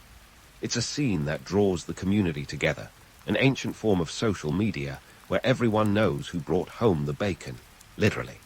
The division begins, a process that's as much about diplomacy as it is about distribution. Each piece handed over is a subtle nod to the interconnectedness of the community, a reminder that every hunt is a collective effort, every success a shared triumph. In this ritual of division, the hunter's role shifts from warrior to diplomat, a testament to the multifaceted nature of the hunt. It's a reminder that in ancient Greece, as in life, success is rarely a solo endeavor. It's the result of teamwork, alliances, and yes, a bit of divine favor. As the sun sets and the first stars begin to twinkle in the evening sky, the hunters gather around, sharing stories of the day's exploits, laughter mingling with the crackle of the fire. The day's hunt is over, but its legacy will live on in the barns strengthened, the alliances forged, and the stories that will be told and retold in the days to come. And so, dear friend, as the village settles into the rhythm of the evening, the hunt's true value is revealed, not just in the meat that will sustain them, but in the community it has reinforced, the stories it has sparked, and the traditions that continue to bind them all together. The hunt may be over, but its echoes will linger, shaping the social tapestry of the village long after the last embers have faded and the hunters have drifted off to dreams of future pursuits. As the village settles into the rhythmic hum of evening activities, you can almost feel the air crackle with the anticipation of stories to come. This is the moment when the day's adventures are transformed from sweat and toil into legend and lore. Around the fire, with the spoils of the hunt safely divided and stored, hunters become bards, weaving tales that blur the line between reality and fantasy faster than wine disappears at a symposium. Storytelling in ancient Greece wasn't just entertainment. It was an art form and a social necessity. These narratives served as a kind of social glue, binding communities together through shared experiences and collective memory. Exaggeration wasn't just a stylistic choice. It was practically a requirement. After all, who wants to hear about how you missed a deer by a mile when you can regale them with a tale of how it took a heroic leap, narrowly escaping your expertly thrown spear? But let's not kid ourselves. These tales were more than just ego boosts. They were a way to preserve and transmit cultural values. By spinning yarns about courage, cleverness, and camaraderie, hunters were doing more than puffing up their chests. They were passing on the ideals of Arit and Cleos, excellence and glory, to the next generation. And in a society where oral tradition reigned supreme, these stories were as close to immortality as one could get without angering a capricious god or two. Now, let's dive deeper into the cultural significance of hunting in Greek identity. This wasn't just a pastime for the privileged. It was a foundational aspect of Greek masculinity. The hunt was where young men honed their skills, learned the value of teamwork, and proved their mettle. It was a rite of passage, separating the boys from the men, or at least the competent from those who'd be better off sticking to farming. In many ways, the hunt was the raw, earthy precursor to the more refined world of Greek athletics. It shared the same spirit of competition, the same drive for personal excellence, but with the added thrill of life-or-death stakes. This connection between hunting and sportsmanship is something that echoes through the ages, influencing later Western ideals. Think about it. The Olympic Games, that paragon of athletic prowess, owe a nod to the hunting fields where physical skill was honed long before stadiums and laurel wreaths entered the picture. But why did hunting carry such weight in Greek society? Part of it was practical. Hunting was a skill necessary for survival, especially in the rugged terrain of the Greek countryside. Yet it was also symbolic. To hunt was to conquer nature, to assert one's dominance over the wild, a microcosm of the broader struggle for order in a chaotic world. It was an embodiment of the Greek ideal of heroism, a dance with danger that mirrored the epic struggles sung by poets. Now, let's tackle the myths. The myths, those grand, sweeping tales that have enchanted and misled us for centuries. The romantic image of the Greek hunter, all sinew and skill, represents a certain nostalgic appeal. It's an idealized vision that glosses over the blisters, the bug bites, and the very real possibility of coming face to face with a boar that had other ideas about being dinner. These myths have a way of shaping modern perceptions, casting a long shadow over how we view ancient practices. They paint a picture of a time when men were heroes, nature was a worthy adversary, and every hunt was a tale worthy of Homeric verse. But the reality was often less glamorous, more about grit and less about glory. That said, these stories have endured because they tap into something fundamental about the human experience, a yearning for adventure, a desire to connect with our primal roots, and the eternal quest for meaning and mastery. So, as the stories wind down and the fire's glow fades, what can we take away from this deep dive into ancient Greek hunting rituals? First, that the past is a rich tapestry of tales, some true, some embellished, but all valuable in their own right. These stories reflect the complexities of human nature, the intersection of reality and myth, and the eternal dance between aspiration and actuality. Secondly, we see the enduring influence of these practices on Western ideals of sportsmanship and masculinity. The hunt was a proving ground, a crucible where men were forged, and its legacy lives on in how we conceptualize competition, bravery, and the pursuit of excellence. And finally, perhaps most importantly, we learn that while myths might elevate the mundane to the extraordinary, they also remind us of our shared humanity. They connect us to a lineage of storytellers who, like us, sought to make sense of the world through narrative. So as you drift into sleep, let the echoes of those ancient tales accompany you, a reminder that every story, no matter how exaggerated, holds a grain of truth and a spark of the human spirit. And with that, our journey through the forests of ancient Greece comes to a close. We've traversed the terrain of history, revealing the realities behind the legends, and in doing so, perhaps we've uncovered a bit about ourselves along the way. Until next time, keep your spear sharp, your stories sharper, and remember, history is as much about the tales we tell as the events that unfold. Ever wondered what it's like to be part of a massive group trudging through the desert with the ancient Israelites? Spoiler alert, it's not exactly a 5-star vacation. Nope, it's more like an extreme survival challenge, minus the Instagram filters, plus a whole lot of grit and dust. First up, let's talk logistics, because surviving the desert is less about miracles and more about managing the essentials, food and water. Now, you might have heard about manna. Manna, that divine gift from the heavens. But here's the thing, it's not exactly the gourmet buffet you might imagine. Manna was a kind of flaky, honey-tasting substance that appeared on the ground, supposedly sent from above to keep everyone alive. But before you start envisioning a celestial bakery, let's break it down. According to biblical accounts, manna appeared 6 days a week, with a double portion on Friday to get through the Sabbath. It's estimated that each person needed about an omer a day, or roughly 2 quarts. Not exactly a feast, but hey, when you're in the desert, you'll take what you can get. And let's not gloss over the water situation. Each person needed about a gallon of water per day just to stay hydrated, never mind washing up. It's a miracle they didn't all shrivel up like desert raisins. Considering there were potentially over 1 million people in this crew, the logistics of keeping everyone hydrated were, shall we say, Herculean. The Bible mentions miraculous water sources like the rock Moses struck at Horeb. But practicality suggests they also had to find natural oases and streams, or they would have been in some serious trouble. Moving an entire population through a barren landscape wasn't just about divine intervention. It was about strategic planning and resource management. Think ancient logistics on a megascale. It wasn't just about gathering manna and siphoning water from rocks. There were animals to consider too. Herds of sheep, goats, and cattle needed to be fed and watered. That's a whole other layer of complexity that would make any modern-day supply chain manager break a sweat, even without the blazing desert sun. Now, let's put some numbers to this. If each person needed about 2 quarts of manna and a gallon of water every day, you're looking at around 1-2 million quarts of manna and the same in gallons of water to keep everyone going. That's a logistical nightmare that makes modern supply chain crises look like child's play. And yet somehow they managed. It's a testament to human determination and perhaps a little divine help that they kept going day after sandy day. One of the underappreciated heroes of this journey, the humble date palm. These trees were a lifesaver, offering not just shade, but also sweet, energy-packed dates. And let's not forget their leaves, which were handy for making shelters. Dates were one of the few bits of consistent sweetness in an otherwise harsh existence, a bite-sized reminder that nature wasn't entirely out to get you. But why does this all matter?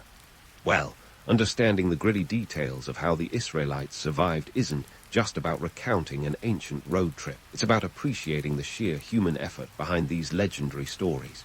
It shows us that behind every mythical tale of divine intervention is a backbone of hard work, strategy, and a touch of desperation. And let's address the elephant, or camel, in the room. Could this really have happened as described? Skeptics will tell you it's improbable, that the numbers don't quite add up. But then again, history is full of improbable events that somehow happened. Whether or not every detail is accurate, the core truth remains. A group of people did survive, and their story has lasted millennia. So, next time you grumble about a lack of options at the grocery store, remember the Israelites and their daily manna. It might just put things into perspective. So, let's delve into the nitty-gritty economics of desert survival, ancient Israelite style. Ready? Because this isn't your typical desert escapade with treasure maps and hidden oases. Nope, it's more like a never-ending episode of Survivor, complete with limited rations and a precarious barter system.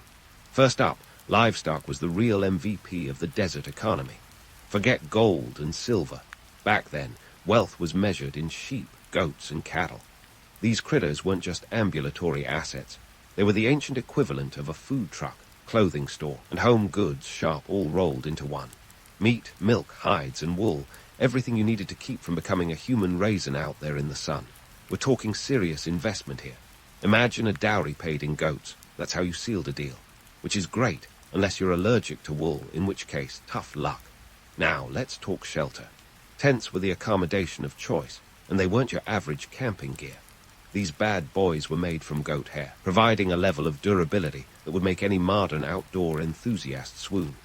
Cost-wise, they weren't exactly cheap. A decent-sized tent could set you back several sheep or goats, which was a small fortune for a desert nomad. And if you think setting up a tent is a hassle now, imagine doing it with materials that weighed a ton and came with hooves. Meanwhile, the Israelites had to keep their wardrobe functional. Clothing was no casual affair, especially when you're trying to avoid becoming a sun-baked statue. Linen and wool were the fabrics of choice, with wool being the desert's answer to a warm hug. But here's the twist. These weren't fast fashion. A single tunic could take weeks to make, and if it tore, you didn't just chuck it in the bin. You patched it, swapped it, or turned it into something else entirely. Talk about sustainable fashion. And let's not forget the barter system, the real backbone of this ancient economy. Picture it, a bustling trade circle in the desert, where you could swap a goat for a tent repair or a handful of dates for a new pair of sandals. It was a bit like eBay, but with slightly more haggling and significantly less Wi-Fi. The harsh reality was that you needed to be a shrewd trader to survive. Every item had a value, and knowing it could mean the difference between comfort and calamity. Now, let's address the myth of miraculous abundance. Sure, tales of endless manna and water from rocks make for a great fireside story, but let's sprinkle some reality on that. The truth was far less glamorous. Resource management was critical, like a game of chess where every move could be your last. Water, food, and shelter were balanced with the precision of a tightrope walker, minus the safety net. Those divine interventions were more like temporary reprieves than permanent fixes. The Israelites had to plan for scarcity, not abundance. That meant rationing food, carefully managing livestock, and knowing when to move on to find better pastures. It wasn't just about surviving the elements, it was about outsmarting them. The desert was an unforgiving teacher, and the Israelites were its reluctant students, learning the hard way that Mother Nature doesn't play favorites. It's easy to romanticize these stories with images of providence and divine favor, but the reality was a relentless grind. Every day was a battle against dehydration, hunger, and the merciless sun. The desert didn't offer miracles on a silver platter. It demanded resilience, resourcefulness, and a fair bit of luck.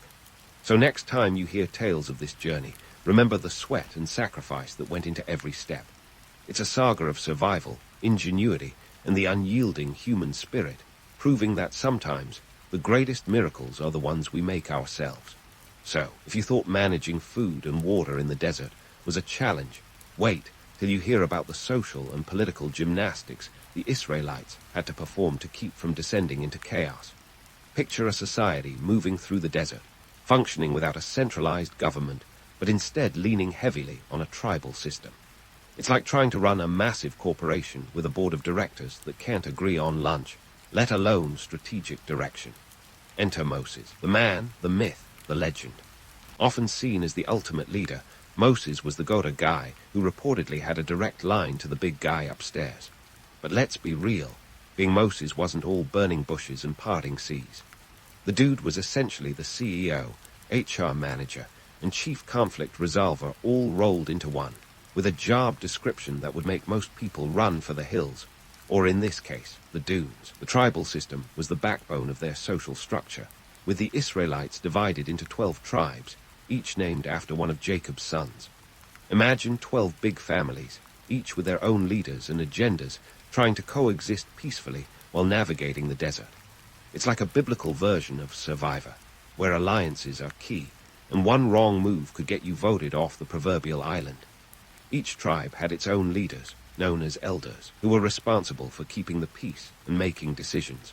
These elders played a crucial role in decision-making and law enforcement, ensuring that everyone stayed in line, or as close to it as possible in such a chaotic environment. The lack of a centralized government meant that decision-making was a communal affair, often involving long discussions and debates. It was democracy in its rawest form, with a side of desert grit. Imagine the scene. A circle of elders gathered around a fire, discussing everything from where to find the next water source to how to handle disputes over livestock. It was a balancing act, keeping the peace while ensuring everyone's voices were heard. And if you think your family's Thanksgiving debates are intense, try hashing out life or death decisions in the middle of a desert with 100,000 of your closest kin. Law enforcement was another beast entirely. Without a formal police force, maintaining order was all about community involvement. Essentially, everyone had a stake in making sure things didn't go haywire. If someone stepped out of line, it was up to the community to bring them back in, often through public shaming or restitution. It was peer pressure, ancient style, with a heavy emphasis on maintaining social cohesion.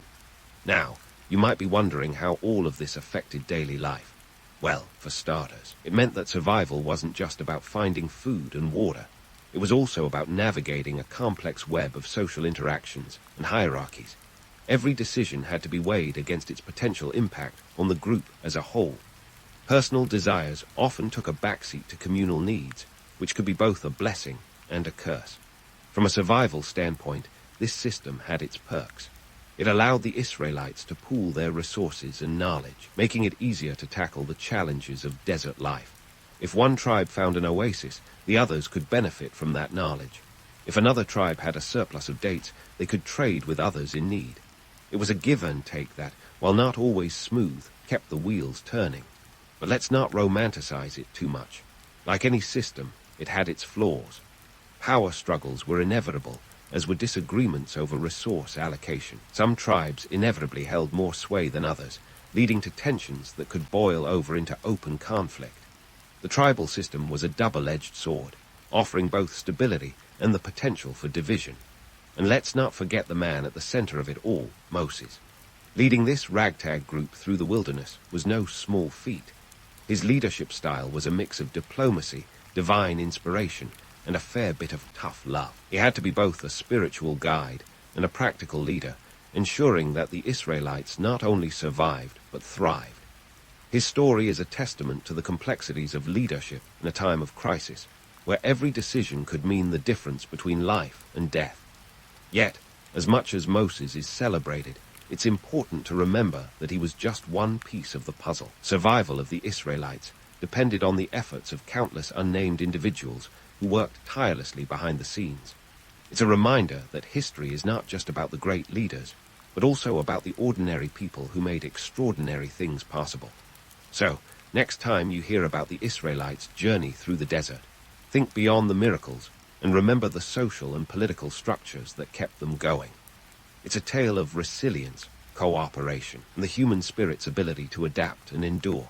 And while the mythic elements of their story are captivating, the reality is no less impressive. It's a story of survival against the odds, driven by a complex web of relationships and a shared determination to reach the promised land. And with that, we'll pause for now, leaving the next chapter of this epic saga open for exploration. Now, if you think the Israelites' survival was purely a matter of grit and goat hair, think again. Let's dive into the spiritual side of things, where religion wasn't just a Sunday affair. It was the very fabric of their desert life. Picture this, trudging through endless sand dunes with nothing but faith and the promise of a better future to keep you going. It's like having the ultimate motivational poster that reads, "Hang in there, the promised land is just ahead." Spoiler alert, it's not. Religion for the Israelites was more than sacred texts and hymns. It was the glue that held their society together, especially when the going got tougher than a $2 steak. In an environment where the margin for error was thinner than a sand-crusted pita, morale was a commodity as precious as water. The belief that they were the chosen people, guided by a divine plan, provided a sense of purpose that was as essential as their daily ration of manna. Enter the Ten Commandments, the ancient world's version of a social contract, delivered with a celestial drumroll on Mount Sinai. These weren't just rules, they were the cornerstone of their moral and legal framework. Imagine trying to maintain order among potentially over 1 million people with nothing more than verbal promises. The commandments were the OG terms and conditions. Only this time, everyone actually read them. The commandments were like a multi-tool for the Israelites, tackling everything from religious worship to neighborly conduct. They addressed the essentials: respect for authority, prohibition of murder, and oh yes, no coveting your neighbor's livestock. In a society where everyone knew everyone else's business, that last one was crucial. It's hard to maintain social cohesion when you're eyeing your neighbor's goats like they're a Black Friday sale. Now, about those mythic tales.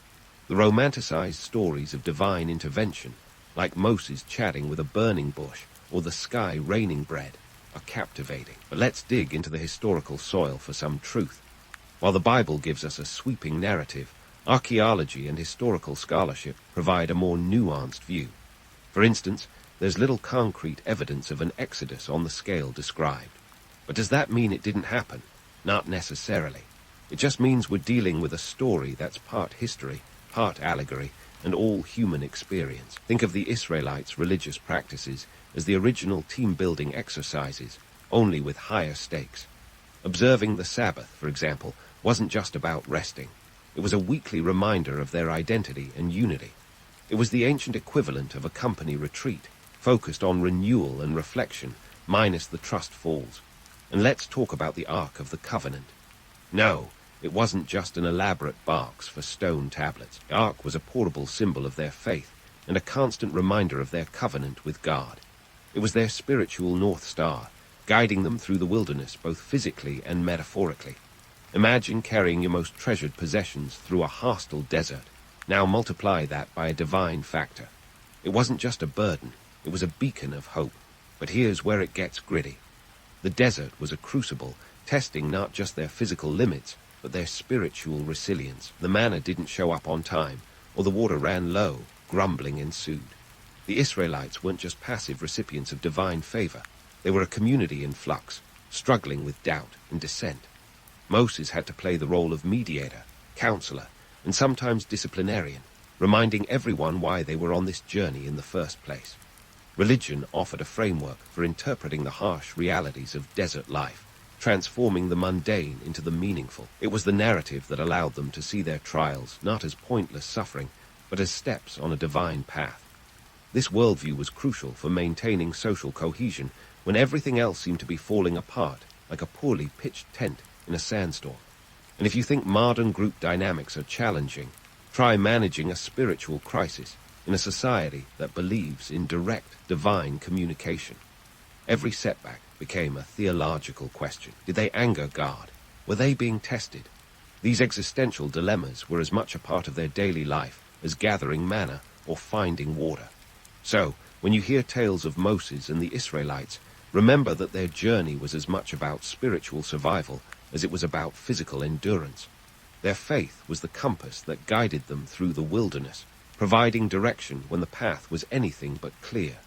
In the end, the story of the Israelites is a testament to the power of belief in shaping human experiences.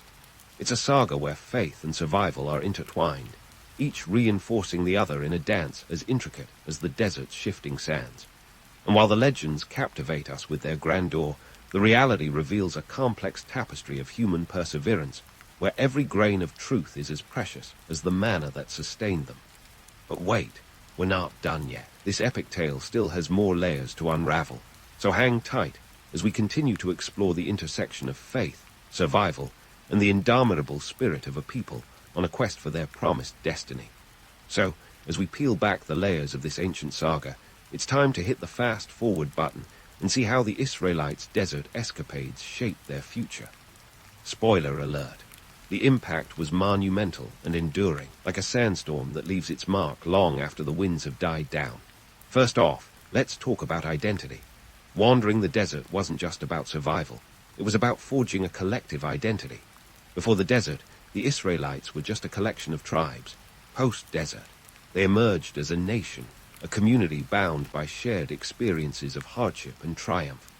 The desert was their proving ground, sculpting them into a cohesive unit. They went in as 12 tribes with their own quirks and rivalries, and came out with a unified purpose.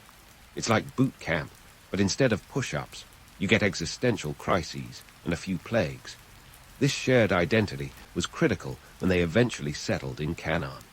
The desert had taught them a thing or two about resilience and resourcefulness, skills that would prove invaluable in their new homeland. The experiences of finding water in barren lands and making do with sparse resources laid the groundwork for a culture that prized ingenuity. It wasn't just about surviving, it was about thriving despite the odds. Their survival strategies became ingrained in their societal DNA, influencing everything from agriculture to governance. Now, let's talk myths.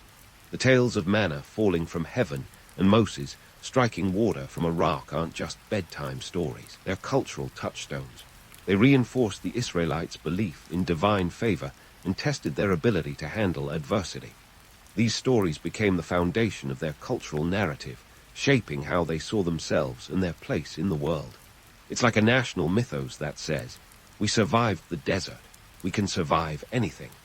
And while skeptics might raise an eyebrow at these tales, their power lies in the collective belief they inspired. As they transitioned from nomadic life to settled society, the Israelites carried with them a blueprint for community and governance. The tribal councils and communal decision-making processes honed in the desert translated into a unique political system. They embraced a confederation model, where tribes retained their identities but worked together for the common good, a precursor to federalism. if you will. This system allowed them to maintain order while accommodating the diverse needs and identities of each tribe. It was democracy with a side of sand, and it worked. Economically, the lessons learned in the desert were priceless. The Israelites knew the value of resources and the importance of sustainable practices. When they settled in Canaan, they implemented agricultural techniques that reflected their desert-honed skills. Terraced farming, efficient water management, and strategic livestock rearing became the norm. They transformed the land, making it productive and supporting a growing population. And while they traded their wandering tents for more permanent dwellings, the spirit of adaptability remained. They were the original survivalists, minus the reality TV cameras. But it wasn't all smooth sailing. The transition from nomadic to settled life brought its own set of challenges.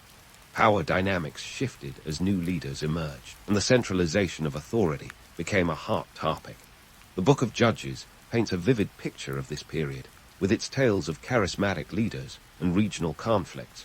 The Israelites grappled with maintaining tribal autonomy while forging a unified national identity. It was a delicate dance, balancing tradition with the demands of a changing world. This era was a crucible for leadership, producing figures like Deborah and Samson, who navigated the complex landscape of emerging nationhood. The spiritual legacy of their desert journey was equally profound. The covenant made at Sinai didn't just fade into a dusty memory, it became the bedrock of their faith. The laws and practices developed during those 40 years became central to their identity and religious observance. The Sabbath, dietary laws, and festivals tied them to their past, reinforcing their connection to their history and each other. The desert had been a spiritual training ground, and the lessons learned there continued to shape their worldview. So, what's the takeaway from this ancient tale? The Israelites' desert experience was a crucible of change, forging a resilient identity that could withstand the challenges of settlement and nation building. It was a journey of transformation, where myths intertwined with reality to create a culture that prized perseverance and community. Their story is a testament to the power of shared experiences in shaping a people's destiny. As we wrap up this epic journey, let's not forget the human essence at its core. Behind the grand narratives and divine interventions were real people navigating an unforgiving world. They were ordinary individuals thrust into extraordinary circumstances, making history with every dusty step.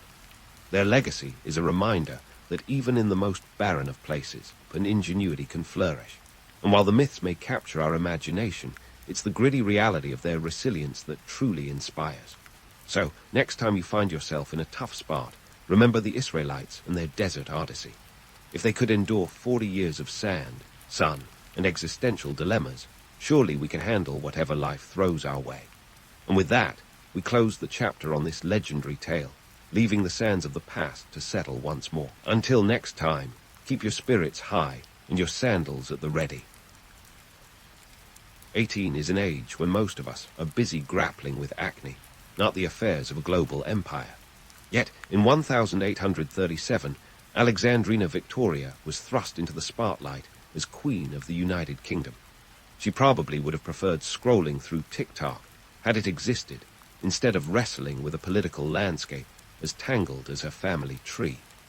Born on May 24, 1890, Victoria was the daughter of Prince Edward, Duke of Kent, and Princess Victoria of Saxe-Coburg-Saalfeld. Her dad was the fourth son of King George Roman III, which technically put her pretty far down the line of succession. But here's where life gets Shakespearean. A series of untimely deaths wiped out her uncles and cousins like a particularly dramatic episode of Game of Thrones, and suddenly the crown was hers. Now, Britain's political scene in 1837 was about as stable as a Jenga tower in an earthquake. The country was knee-deep in the Industrial Revolution, a time when soot and innovation hung equally heavy in the air.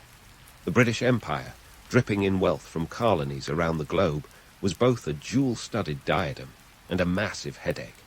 The crown jewels gleamed, sure, but they were weighed down by the complexities of managing lands and people spread over continents. The kind of logistical nightmare that would make even the most seasoned event planner break out in hives. Victoria's ascent to the throne was not just a new chapter. It was a whole new book for the monarchy. She was a tiny 5-footer with a mighty will, and despite her youth, She was ready to tackle the challenges head-on. Her first days on the throne, however, were less about ruling and more about not tripping over the hem of her royal gown. Imagine a teenager suddenly in charge of the world's most powerful empire, and you'll get a sense of the surreal nature of it all. It's like giving the car keys to a kid who just got their learner's permit, but happens to be driving a Ferrari made of gold bars. The British Empire of the 19th century was a beast of a thing, sprawling across the globe with territories in Africa, Asia, Australia, and the Americas. The sun famously never set on it, though the same couldn't be said for Victoria's patience. She inherited an empire that was a patchwork quilt, each piece a different colour, fabric, and care requirement. Maintaining it required diplomacy, military might, and a fair share of cunning. It was during Victoria's reign that the term Empress of India was coined, a title that added more weight to her already heavy crown. However, this title was more about British showmanship and less about actual governance. The British loved a good title, almost as much as they loved a good cup of tea.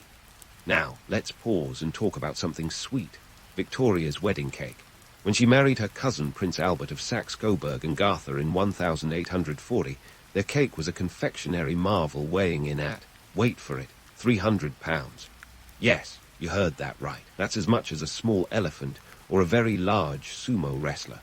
It was 9 feet in circumference, decked out with sugar sculptures that included Britannia and Albert as a knight in armor. This cake was less a dessert and more a construction project.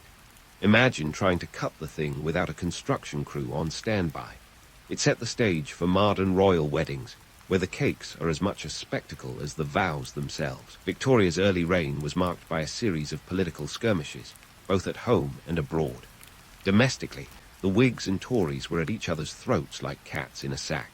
The Whigs, led by her first Prime Minister, Lord Melbourne, were more liberal and progressive, advocating for reforms that often left the upper echelons of society clutching their pearls. The Tories, on the other hand, preferred to keep things as they were, because who doesn't love a good status quo? Victoria, despite her youth, was savvy. She learned to balance these factions like a tightrope walker, a skill that would serve her well throughout her reign. There were also the infamous Chartists, a group of working-class radicals who wanted to make Britain a more democratic place. Their demands included votes for all men over 21, secret ballots, and annual parliamentary elections. Basically, a wish list that made the aristocracy's monocles pop. Victoria, while sympathetic to some reforms, wasn't exactly ready to hand over the keys of the kingdom to just anyone. After all, she had only just gotten comfortable on the throne herself. In the grand tapestry of history, Victoria's unexpected rise to power was a turning point. She wasn't just another monarch. She was an icon in the making, a figure whose legacy would stretch far beyond her own lifetime. Her reign saw the British Empire reach its zenith, and she became a symbol of stability in an era of rapid change. But it all began with a young woman, barely out of her teens, handed a crown she never expected to wear, in a world that was as tumultuous as it was transformative. And perhaps, in those early days, she might have longed for the simpler, more carefree life of an 18-year-old. But history had other plans, and Victoria was ready to meet them head-on, with a resolve as steely as the Industrial Revolution itself. But here's where Victoria's story takes a detour from the usual royal drama and strides confidently into the realm of international soap opera. Turns out, her knack for matchmaking was about as subtle as a court jester in a library. With 9 children to marry off, she didn't just create a family tree. She engineered a diplomatic network that spanned the European continent like a particularly well-connected spider web. Let's start with the basics. Victoria's offspring were like the Kardashians of European royalty, minus the reality TV.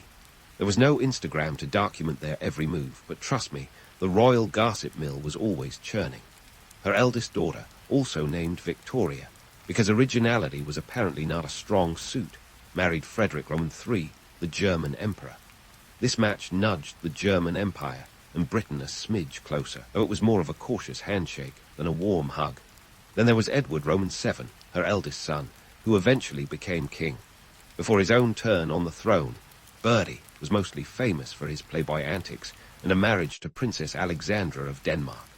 This union was a strategic move against the growing ambitions of Prussia, adding a bit more spice to the simmering pot of European alliances. It was like a royal chess game. Only the pawns were people, and the stakes were the piece of a continent. But let's not sugarcoat it. These marriages weren't all about peace and love. Sure, they painted a picture of unity across Europe's thrones, but in reality, it was more of a high-stakes balancing act. Think of it as a family reunion where everyone's wearing crowns and carrying grudges. Victoria's grand plan was to create a familial buffer zone, a living peace treaty written in wedding vows. Sometimes it worked, and sometimes it was about as effective as a chocolate teapot. Victoria's other children also got in on the matrimonial action. Alice married Louis Roman IV of Hesse, and their daughter Alex later became the last Empress of Russia. Talk about a family with a flair for the dramatic. Alfred, Duke of Edinburgh, hitched his wagon to Grand Duchess Maria Alexandrovna of Russia, a move that added a dash of Slavic flavor to the mix. The most jaw-dropping bit. Victoria had a hand in arranging these alliances like a diplomatic puppet master. Her influence reached far beyond Buckingham Palace, echoing through the grand halls of Europe. These unions weren't just about swapping crowns and castles. They were intended to weave a tapestry of alliances that would theoretically prevent another war on the scale of the Napoleonic conflicts. The logic was sound. If everyone was related, maybe they'd think twice before launching another campaign of conquest. In practice, though, it was more like trying to herd cats in formal wear. The tangled family tree didn't stop World War I from breaking out, a conflict that saw cousins on opposite sides of the battlefield. Ah, the irony. To put it in numbers, by the end of her life, Victoria was connected to nearly every royal house in Europe. Her descendants occupied thrones from Norway to Greece, making her the ultimate royal influencer. Yet, despite her impressive network, the 20th century didn't exactly play out as a testament to the success of her matrimonial strategy. Economically, these alliances didn't come cheap. Marriages were investments, complete with dowries that could rival the GDP of a small country. When Victoria's daughter Louise married the Marquess of Lorne, it wasn't just a love match. It came with a hefty dowry of £30,000, equivalent to several million in today's currency. These unions were as much about financial clout as they were about political connections. But let's not kid ourselves. Romanticism wasn't entirely absent. Despite the political machinations, there were genuine love stories, albeit wrapped in layers of duty and obligation. Victoria herself was famously devoted to her husband Albert, so it's possible she hoped her children might find a similar happiness. Yet, as with many things royal, the lines between emotion and politics were as blurry as a watercolor painting in the rain. Now, as we peek behind the velvet curtain, we see a woman who was both a doting mother and an imperial strategist. Victoria's vision of a Europe united by bloodlines was ambitious, but it ultimately buckled under the weight of its own contradictions. The very ties that were supposed to bind became tangled knots of rivalry and resentment, proving that family feuds aren't just the stuff of tabloid headlines. So what's the takeaway here? Victoria's transformation into the grandmother of Europe was a testament to her influence, but it also highlighted the limits of even the most carefully laid plans. Her legacy was one of grandeur and complexity, a tapestry woven with the threads of political ambition and familial love. And while her matchmaking didn't quite deliver the eternal peace she might have hoped for, it certainly left an indelible mark on the history of Europe, a continent whose royal houses still bear the imprint of her influence. As we pivot from the halls of Europe and the tangled family webs Victoria masterfully spun, let's sail over to the Indian subcontinent, where the British Empire was playing a very different game. By the mid-19th century, India had been under British control for over a century, ever since the East India Company. Think of them as the world's first corporate overlords with a penchant for spices, started planting their flag in Indian soil. But it wasn't until 1876 that Queen Victoria added a new, glittering title to her regal resume, Empress of India. Now, this might sound grand, like something ripped from the pages of a Victorian novel, but peel back the brocade, and you'll find a title rooted more in politics than romance. You see, the title Empress of India was the brainchild of Prime Minister Benjamin Disraeli, who fancied himself a bit of a geopolitical mastermind. In 1876, he thought bestowing this title on Victoria would cement British authority over India. giving her a shiny new crown jewel to flaunt. It was a strategic move, aimed at countering Russian advances in Central Asia, because nothing says, stay back, quite like a new title, right? This was also Disraeli's way of sweetening the deal for Victoria, who was less than thrilled about being seen as simply a queen, when other European monarchs were stacking their titles like a Jenga tower. But let's not kid ourselves. The title was more ceremonial than practical. Victoria never set foot in India, not even for a quick royal tour in a golden palanquin. Her relationship with the country was maintained through letters, portraits, and reports sent by British officials who, let's face it, were about as familiar with Indian culture as a cat is with algebra. These were the men in pith helmets, often described as having an encyclopedic knowledge of cricket, but a rather shaky grasp of the languages and customs of the land they governed. Of course, the British loved to romanticize India as the jewel in the crown, a place of exotic spices, vibrant textiles, and the Taj Mahal gleaming like a pearl under the Indian sun. But behind this shimmering veneer lay the gritty reality of colonial rule. The British were not exactly known for their gentle approach to governance. India was their economic powerhouse, a source of raw materials, and a market for British goods. The relationship was as imbalanced as a seesaw, with an elephant on one end and a mouse on the other. And let's talk numbers. Under British rule, India's share of the world economy collapsed from a hefty 23% in 1700 to a meager 4% by the time the British packed their bags in 1947. The British were adept at extracting wealth, siphoning off an estimated £18 trillion in today's money over their 200-year rule. They imposed heavy taxes and monopolized trade, ensuring that the Indian economy served British interests first and foremost. It's like inviting someone to dinner, only to find out they've cleared out your fridge and left you with the bill.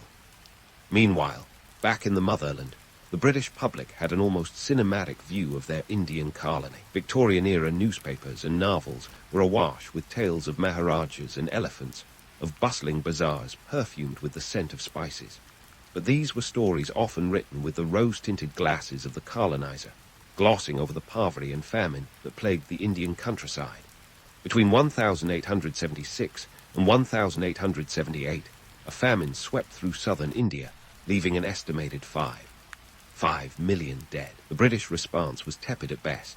After all, the empire had to balance its books, even if it meant letting a few million perish. The absurdity of it all was not lost on those living in India at the time. The British would host grand durbars, lavish parades and ceremonies filled with pomp and pageantry, while the common people starved. Think of it as throwing a Gatsby-style party in the middle of a drought. In 1877, during one such durbar, the Viceroy of India, Lord Lytton, threw a weeks-long celebration to mark Victoria's new title, all while famine raged in nearby regions. The British officials feasted on delicacies like peacock and duck, served on gold plates, while just a few miles away, the countryside lay barren. Now, the irony here is as thick as the fog over the Thames. The British prided themselves on bringing civilization to India, yet their policies often exacerbated the very issues they claimed to solve. The railways, those iron veins that crisscrossed the subcontinent, were built not for the benefit of the Indian populace, but to transport goods and troops quickly. The education system was designed to produce clerks who could serve the empire, not thinkers who might question it. So why did this myth of the benevolent empire endure for so long?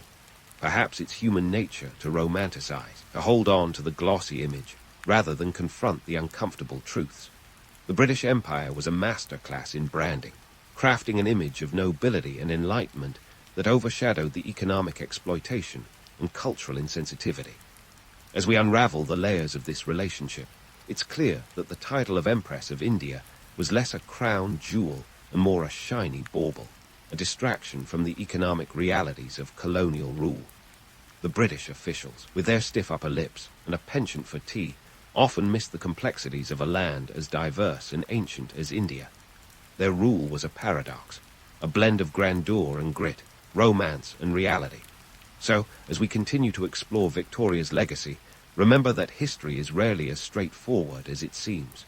It's a tapestry woven with threads of triumph and tragedy, where the tales we tell are as important as the truths we uncover. And as we leave this chapter open for more exploration, let's keep our eyes on the horizon, where the next part of Victoria's story awaits, wrapped in the folds of time and the shadows of empire. Queen Victoria, that formidable monarch with a penchant for family matchmaking and empire building, also found herself at the helm during one of history's most transformative periods, the Industrial Revolution. You might picture this era as a golden age of steam trains and factories, where innovation was as abundant as smog. But peel back the veneer of progress, and you'll find a world that was more Dickensian nightmare than utopian dream. So, buckle up as we dive into the domestic policies of Victoria's Britain and the industrial boom that left its mark on more than just GDP. First off, let's talk numbers. The population of Britain doubled from 16 million in 1801 to over 30 million by the time Victoria shuffled off a mortal coil in 1901. That's like packing an extra New York City into your country every few decades. The demand for goods skyrocketed, and the dark, satanic mills of Blake's poetry sprang up to meet it. Factories became the beating heart of the economy, churning out everything from textiles to iron, and belching out enough smoke to darken the skies and lungs alike. Now, Victoria herself wasn't exactly rolling up her sleeves and getting involved in the nitty-gritty of factory management, but her reign saw the rise of policies that attempted to balance the scales between economic growth and social welfare. Take the Factory Acts, for instance.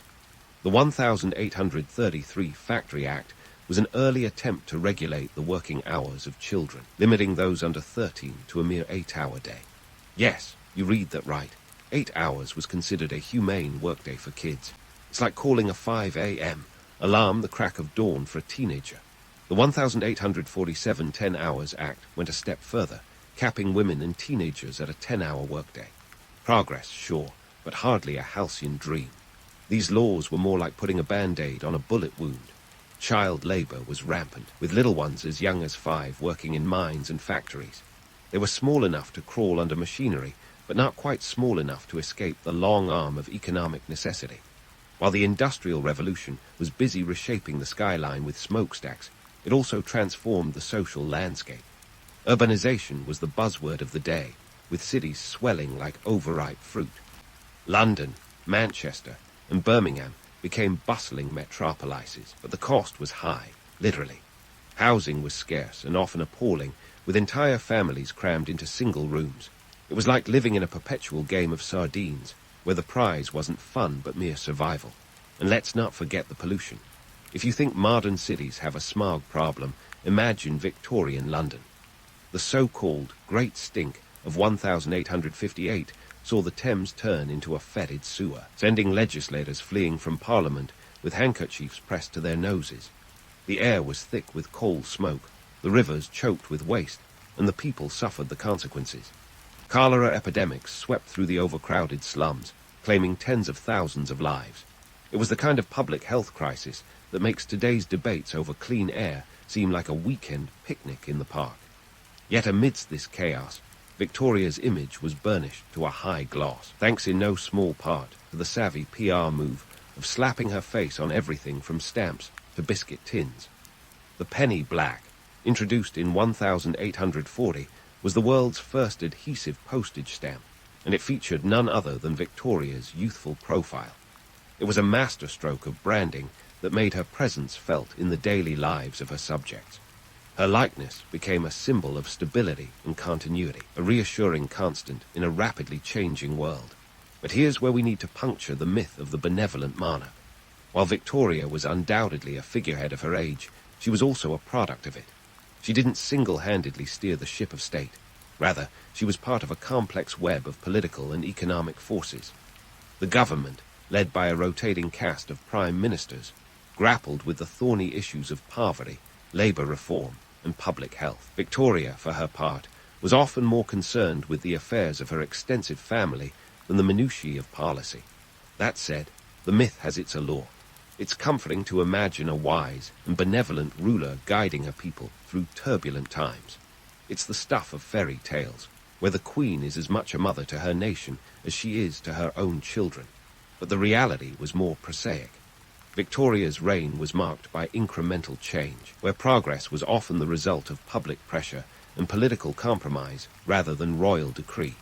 Take, for example, the Public Health Act of 1848, which aimed to improve sanitation and reduce disease. It was a response to the dire conditions in urban areas, but its implementation was patchy at best. Local boards of health were established, but with limited powers and funding. It was like giving someone a bucket to bail out the Titanic, a good intention that fell short of solving the problem. Economically, the Industrial Revolution was a double-edged sword. It brought prosperity to some, but also entrenched inequalities.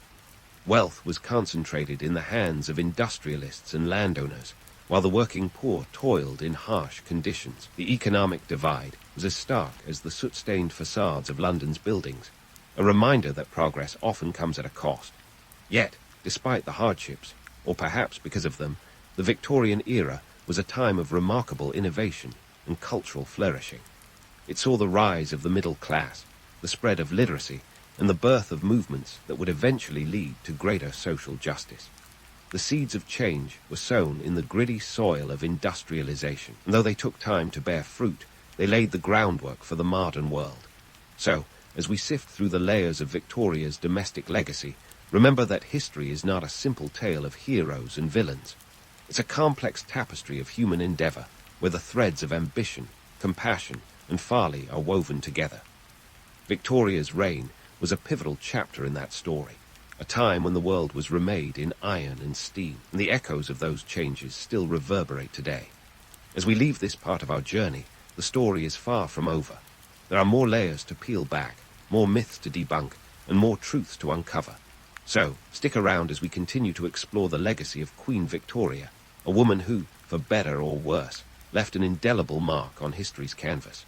Victoria's legacy, that grand and sometimes gaudy tapestry of history, is woven with threads of empire, industry, and intrigue. As we reach the final stretch of our journey through her reign, let's take a moment to untangle the myths from the truth, to sift the glitter from the grit. You see, Queen Victoria was the original icon of a brand new era. She was essentially the face of the 19th century, even if she wouldn't know steampunk from a steam engine. When she ascended the throne in 1837, the world was on the cusp of modernity, and by the time she passed in 1901, it had taken a giant leap forward, albeit one with a few stumbles along the way. So, what makes Victoria's legacy endure even today? It's not just about her role as a monarch. It's about how she became a symbol, a walking, talking embodiment of the Victorian era's values and contradictions. Here was a woman who managed to be both a matriarch and a monarch, a symbol of stability in an age defined by upheaval. The Victorian era, named after her, was a time of unprecedented change, marked by industrial advancement, scientific discovery, and cultural evolution. Yet, it was also a period of stark inequality, colonial exploitation, and deeply entrenched societal norms. Victoria herself was a paradox, embodying the very contradictions of her age. On one hand, she was a devoted wife and mother, her image that of a domestic queen, albeit one with a rather large household staff. On the other, she was an empress, her reign characterized by an ever-expanding empire that stretched across the globe. She was both a figurehead and a force to be reckoned with, her influence felt in drawing rooms and diplomatic circles alike. It's no wonder she's become the subject of countless films and TV shows, her story told and retold with varying degrees of accuracy and embellishment. Let's talk about the romanticized version of Victoria's reign, the one that often crops up in period dramas and lavish historical epics. This version paints her as the benevolent mother of an empire, a queen whose reign was marked by peace and prosperity. It's a narrative that conveniently glosses over the less savory aspects of her rule, the social inequalities, the brutal realities of colonialism, the Dickensian squalor of industrial cities. These dramas often focus on the personal rather than the political, on the love story between Victoria and Albert, rather than the economic and social forces that shape their world. But here's the thing. While these stories might be heavy on romance and light on reality, they capture something essential about Victoria's legacy. They remind us that history is as much about perception as it is about facts, that the stories we tell about the past are as important as the events themselves. It's a bit like looking at a vintage photograph through a sepia-toned filter. It might not be entirely accurate, but it evokes a certain mood, a sense of nostalgia for a time that never quite existed as we imagine it. And then there's the reality of Victoria's reign, the one that historians have been picking apart for decades. The truth is, her era was one of stark contrasts.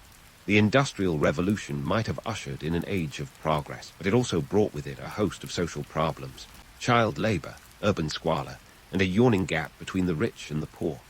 The British Empire might have been the largest the world had ever seen, but it was built on a foundation of exploitation and inequality. And while Victoria herself might have been seen as a symbol of stability, her reign was anything but static, marked by political reform, social upheaval, and a rapidly changing world. Economically, the Victorian era was a time of boom and bust, with fortunes made and lost as quickly as the stock market could turn. The Great Exhibition of 1851, held in London's Crystal Palace, was a testament to this age of innovation, showcasing the technological marvels of the day. Yet, for all its grandeur, the exhibition was also a reminder of the stark inequalities that persisted, a glittering showcase of progress that belied the poverty lurking just outside its doors. Politically, Victoria's reign was a balancing act, her role as constitutional monarch requiring her to navigate the shifting sands of British politics with care. Her relationship with her prime ministers was often fraught, her influence more symbolic than practical. Yet, she was not without power, her opinions and preferences often shaping the course of events behind the scenes. Her reign saw the expansion of the franchise, the rise of the labour movement, and significant social reforms, each a step toward a more equitable society, albeit a painfully slow one. Culturally, the Victorian era was a time of remarkable creativity, with literature, art, and science flourishing in ways that continue to resonate today. The works of Charles Dickens, theories of Charles Darwin, and the inventions of Thomas Edison all emerged from this fertile period, each reshaping our understanding of the world in profound ways. It was a time when the boundaries of possibility seemed to expand with each passing year, when the future felt tantalizingly within reach. Yet, for all its progress, the Victorian era was also a time of deep conservatism, its social mores and rigid class structure often stifling rather than liberating. The cult of domesticity reigned supreme, with women expected to conform to narrow roles as wives and mothers. And while Victoria herself was a powerful woman, she was also a product of her time, her views on gender and class often reflecting the prevailing attitudes of her era. So, what's the takeaway from all this? Victoria's legacy is one of complexity and contradiction, a reminder that history is rarely straightforward. Her reign was a time of great change and great inequality, of progress and prejudice, of innovation and exploitation.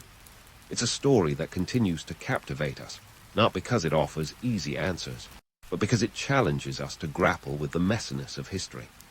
In the end, Queen Victoria's enduring legacy is not just about what she achieved during her lifetime, but about how she came to symbolize an entire era. She was a monarch who presided over a world in flux, her reign a microcosm of the broader changes that reshaped the 19th century.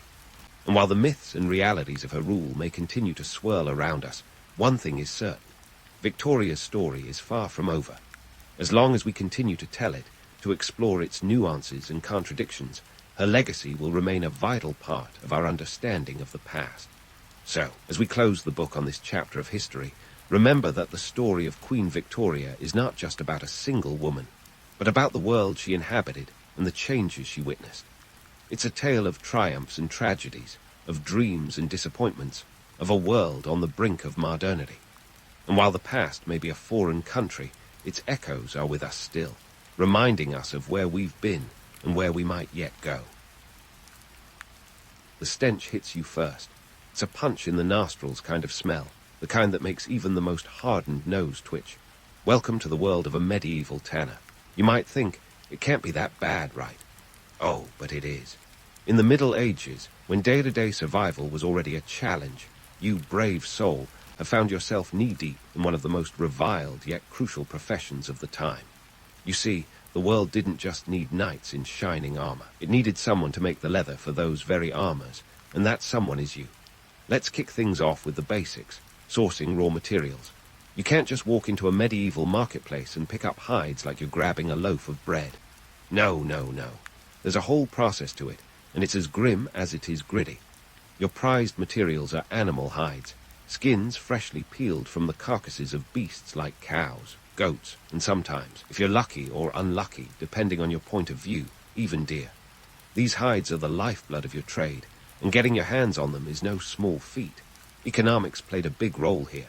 In towns with bustling trade, hides are more readily available, fresh from the butcher's block. But if you're in a smaller village, you might have to travel miles to find the nearest source. Picture trudging down dirt roads, the smell of blood and fresh skin ever present. And let's talk about cost. A good hide might set you back a few pence. It doesn't sound like much, but consider this. The average labourer's daily wage was about a penny, sometimes less. So you're shelling out a substantial chunk of your earnings just to start your day's work. Now, if the economic side of things doesn't faze you, the physicality of the job might. Once you've got your hands on these hides, the real work begins, stripping them of flesh, fat, and hair. Think of it as an extreme form of exfoliation. This isn't delicate work. You're using knives, scrapers, and your bare hands to clean these skins. The process is known as fleshing, and it's exactly as messy as it sounds. It's a full-body workout that would make modern gym enthusiasts weep. But let's not gloss over the smell again. It's not just the hides that stink. It's the whole environment, the blood, the raw flesh, the chemicals you'll eventually use to tan the leather. Medieval texts describe tanneries as hellish places, often relegated to the outskirts of towns because, surprise, surprise, no one wanted to live near them. Imagine the social implications. You're essential to society, yet you and your work are shunned because, frankly, you reek. It's not just the hides that stink, it's the irony. When preparing these hides, you'd also have to deal with the weather.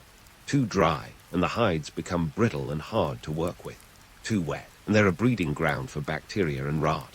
Timing is everything, and nature isn't exactly your cooperative colleague. You're at the mercy of the elements, and sometimes it feels like they have a personal vendetta against you. Now, let's dispel the myth that tanning was just a lonely, solitary occupation. Sure, you spent a lot of time with your hides, but you were part of a community of tanners, albeit a pungent one. Guilds were a thing, and they played a crucial role in regulating the trade. They might have helped ensure you weren't overcharged for hides, or that you weren't working with inferior materials. But don't get too romantic about it. Guilds were also about maintaining control, and if you didn't play by their rules, you were out. The social standing of a tanner was a strange paradox.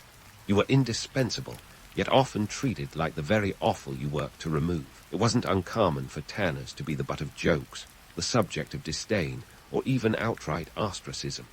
But hey, someone had to make the leather, and you did it while holding your nose high, metaphorically of course, because literally doing so would mean passing out from the fumes. So, why on earth would anyone choose this line of work? Well, like most things in the Middle Ages, it was often less about choice and more about survival. You likely inherited the trade, learned it as a family skill passed down through generations. And while it was tough, it was also a steady form of income. Leather was in constant demand. Think shoes, belts, saddles, and armor. The knights needed you, even if they didn't want to admit it. In the grand scheme of medieval life, being a tanner was like being a backstage crew member in a grand production. You didn't get the glory or the spotlight, but without you, the whole show couldn't go on. As the sun sets on another long, odor-filled day, you wipe the sweat and grime from your brow. Tomorrow, the process begins anew. But for now, you take a deep breath, well, as deep as you can without gagging, and appreciate the simple fact that you're making history, one stinky, sweaty hide at a time. Hats off to you, tanner extraordinaire, as you brace yourself for another day of transforming raw animal hides into something vaguely resembling leather. But hold your nose and your horses. This isn't a spa day for cow skins. It's a medieval chemistry experiment that would make even a modern-day chemist's eyebrows rise. Let's dive into the delightful world of caustic lime and the slurry of natural byproducts that are about as appealing as a medieval dentist visit. First up, lime. No, not the zesty kind you'd squeeze into a margarita, though after a day in the tannery, you could probably use one. I'm talking about calcium oxide, a corrosive white powder that's a tanner's best friend and worst enemy rolled into one. You'd mix this caustic substance with water to create a lime solution, where hides would steep like a toxic tea. The purpose? To loosen the hair and soften the hides. But this isn't a gentle soak in the tub.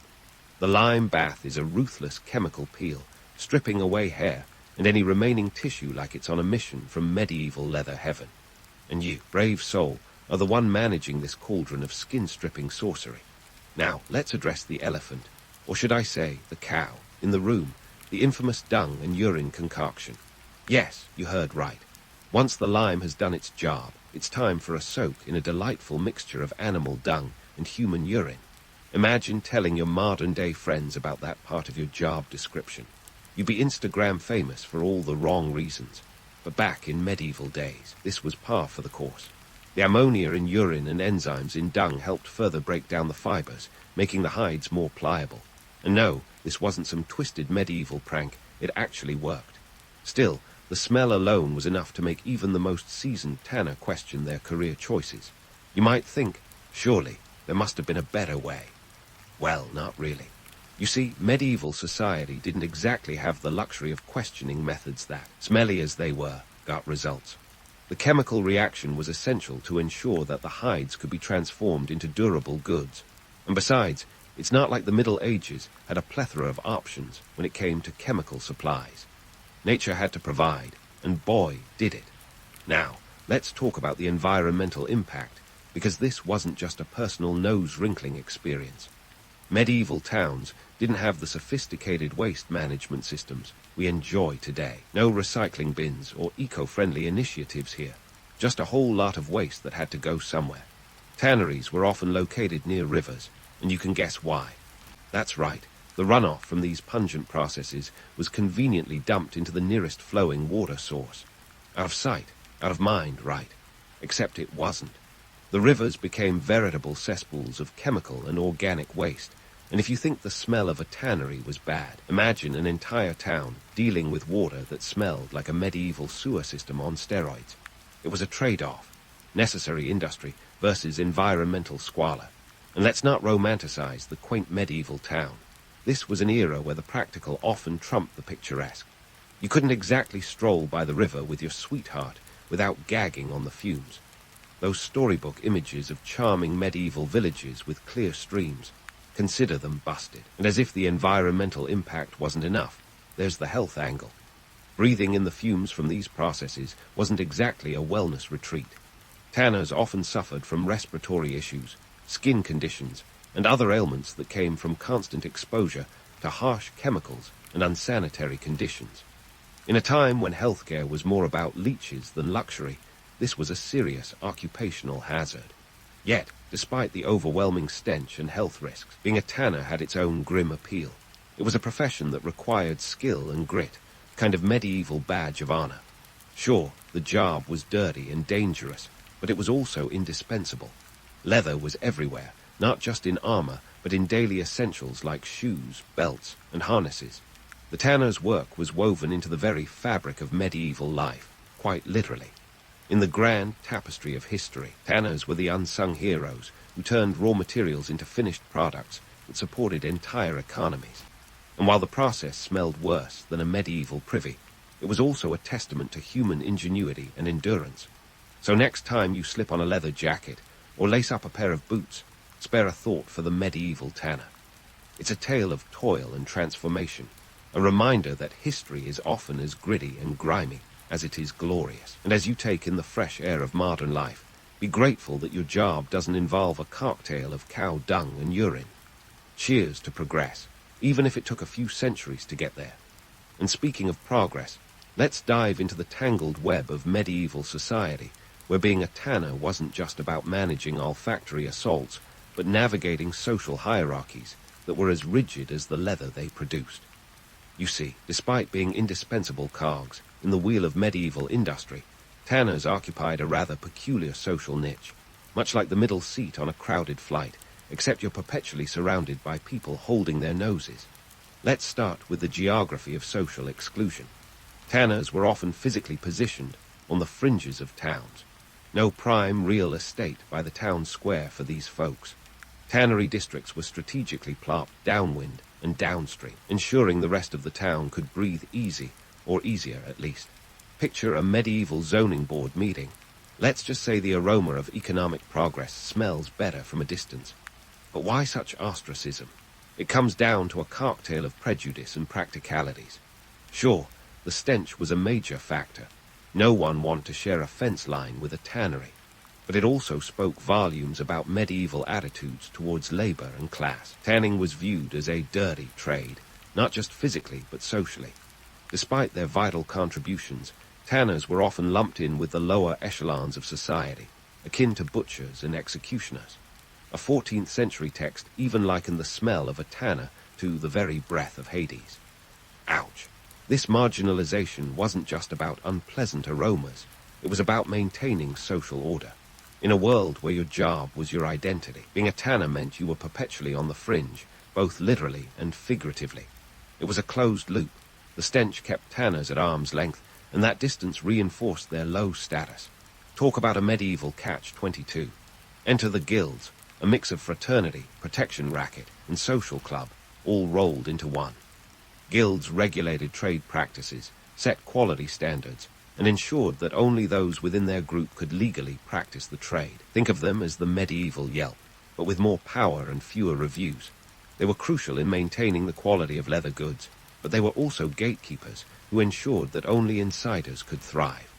The guilds might set you up with a steady supply of hides and ensure you weren't ripped off by unscrupulous merchants, but cross them, and you'd find yourself out on the cobbled street faster than you could say, tanned leather. Yet, despite their importance, guilds were a double-edged sword. They provided a sense of community and ensured some level of economic stability, but they also stifled innovation and limited mobility. If you were born into a tanning family, chances were you'd die in one too, unless you somehow managed to marry up or become a monk. Upward mobility was about as rare as a unicorn siding in the local tavern. You were often stuck in a cycle as endless as the fumes from your lime pits. Now, let's throw in some primary sources to spice things up. Chroniclers of the time often depicted tanners in less than flattering terms. Take, for example, the 14th century poem Piers Plowman, where tanners are portrayed as deceitful, their trade described as foul-smelling. These texts reveal the deep-seated biases that tanners faced, biases that stretched far beyond mere inconvenience. It was as if the medieval world needed tanners, but didn't quite want to acknowledge them, like needing a plumber but not wanting to admit your pipes are leaking. And then there's the economic angle. While a steady demand for leather ensured that tanners never went hungry, they were often at the mercy of market fluctuations. A bad harvest could mean fewer animals. Fewer animals meant fewer hides, and fewer hides meant tighter belts, literally and figuratively. During times of economic downturn, the tanner's life could quickly go from marginally unpleasant to downright desperate. Contrast that with the more prestigious guilds, like goldsmiths or even bakers, who often had more stable incomes and enjoyed better social standing. Interestingly, despite the social stigma, the tanning trade did have its perks, if you could call them that. The skills involved were specialized and required a certain level of expertise. Not everyone could handle the precise timing and conditions needed for successful tanning.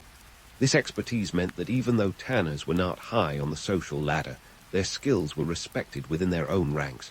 It was a strange dichotomy, disdained by society, but respected by those who understood the craft.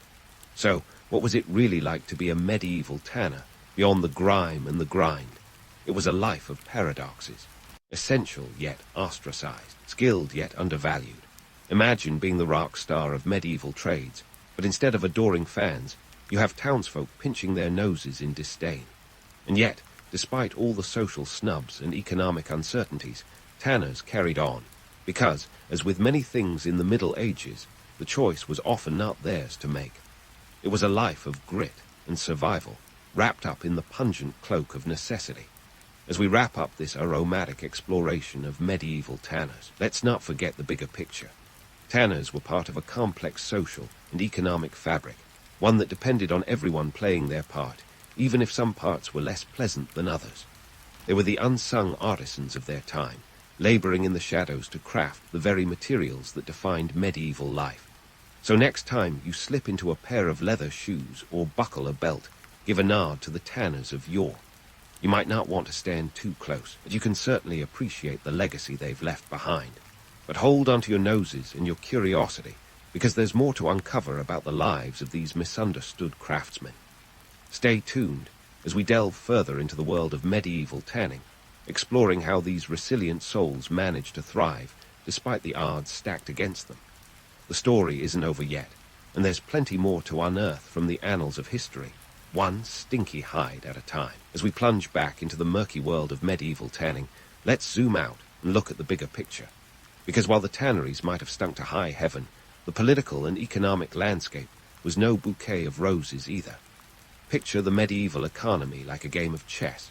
Each piece had its role, and the tanners were the pawns on the front line of trade and regulation battles, essential yet expendable, moved around by the more powerful hands of kings and merchants. First, let's talk trade routes. These were the medieval equivalent of the Silk Road, except with more mud and fewer Instagrammable moments. Trade routes were the arteries of commerce, pumping goods like spices, textiles, and crucially for our tanners, hides across continents. But here's the kicker. These routes weren't static. They shifted with political alliances, military campaigns, and the occasional plague outbreak, which made the life of a tanner about as stable as a medieval footbridge. During the 13th and 14th centuries, you had the rise of the Hanseatic League, a powerful alliance of merchant guilds and market towns in northern Europe. They controlled much of the trade across the Baltic and North Sea, and were as influential as they were ruthless. If your tannery was in a town under their sway, you might have access to more hides, but you'd also be subject to their strict regulations and hefty tariffs. It was a classic case of take the good with the bad, or in this case, the smelly with the substantial. Then there were the royal regulations. Oh, the medieval monarchs loved their regulations, almost as much as they loved waging wars and bankrupting their treasuries. Take Edward Roman III of England, for instance, who in the 14th century imposed strict laws on the export of leather. Why? Because he needed top-quality leather for his military campaigns. You can't have your knights going into battle with saggy saddles, can you? So, tanners had to toe the line, ensuring their best goods went to the crown, often at prices dictated by royal decree rather than market demand. It was less of a free market and more of a do as you're told or else. This wasn't just a British affair. Across Europe, from the courts of the French Capetians to the Holy Roman Empire's patchwork of principalities, regulations and taxes on leather goods were as common as fleas on a medieval dog. Everyone wanted a piece of the leather pie, or should I say, a slice of the tannery stench. And while these regulations aimed to control quality and ensure supply for military and royal needs, they often strangled the tanners, squeezing their margins tighter than a well-tanned belt. So how did tanners adapt to these shifting sands? With a mix of grit, ingenuity, and a bit of medieval skullduggery. Some tanners formed unofficial alliances, either with powerful guilds or sympathetic local lords, to secure better deals and protection from the heavy hand of royal edicts. Others went underground, quite literally, operating in the shadows and away from prying eyes, a medieval black market of sorts. And then there were those who saw opportunity in adversity. As trade routes expanded, so did the demand for exotic leathers. Ostrich, crocodile, even a bit of kangaroo if you were really daring. These weren't everyday items. They were luxury goods for the medieval elite, and if you could get your hands on them and process them without losing a finger or your nose, you could make a tidy profit. It was like the medieval version of investing in Bitcoin. High risk, high reward. But let's not get too carried away with the idea of the entrepreneurial tanner. The reality was that many simply couldn't keep up with the rapid changes. Some were forced out of the trade altogether, unable to compete with larger operations backed by powerful guilds or royal monopolies. And as with any industry in flux, there were winners and losers. The winners might have moved up a rung on the social ladder, while the losers often fell into poverty, their skills as obsolete as a leather shoe in a flood. So, was there a silver lining in this cloud of regulation and economic turmoil? If there was, it was more like a tarnished bronze than a gleaming silver. The leather industry did grow and diversify, becoming more integral to medieval economies than ever before. But it was a growth riddled with challenges.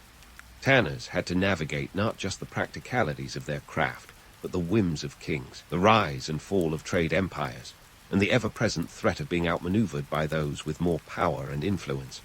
In this tangled web of politics and economics, we find figures like Richard Whittington, the real-life inspiration for the Dick Whittington and his cat legend. Whittington was a wealthy merchant and tanner who rose to become the Lord Mayor of London not once, but thrice. His story, steeped in both reality and myth, highlights the potential for mobility within the leather trade, albeit for the few rather than the many. Whittington capitalized on his tanning and trading expertise to build a fortune and wield political power, proving that with the right mix of skill, savvy, and maybe a dash of luck, tanners could transcend their lowly beginnings. Yet, for every Whittington, there were countless anonymous tanners who slogged away in obscurity, their lives marked by hard labor and little reward. They were the backbone of a medieval economy that was as complex as it was cruel, a world where progress was measured not in leaps, but in painfully slow, often stinky steps. As we leave this part of our journey, remember that the world of the medieval tanner was one of constant adaptation, a dance with destiny where the music was played by forces far beyond their control. But don't hang up your apron just yet. There's more to explore, more myths to bust, and more realities to uncover in the next part of our aromatic adventure through history. Stay tuned, my intrepid time travelers, as we continue to unravel the layers of leather and life in the Middle Ages. So, where do we land when we try to untangle the myth from the muck of medieval tanning? Here's the rub. While the image of medieval craftsmanship might be cloaked in romantic nostalgia, artisans delicately crafting their wares in quaint villages, tanners were knee-deep in the unglamorous essence of reality. Let's face it, there was nothing quaint about wading through lime pits and dung baths, but that pungent labor was the backbone of medieval society. Without tanners, the leather that shielded knights, clad peasants, and filled royal coffers simply wouldn't exist. Let's contrast this gritty truth with the rose-tinted glasses often worn when viewing the Middle Ages.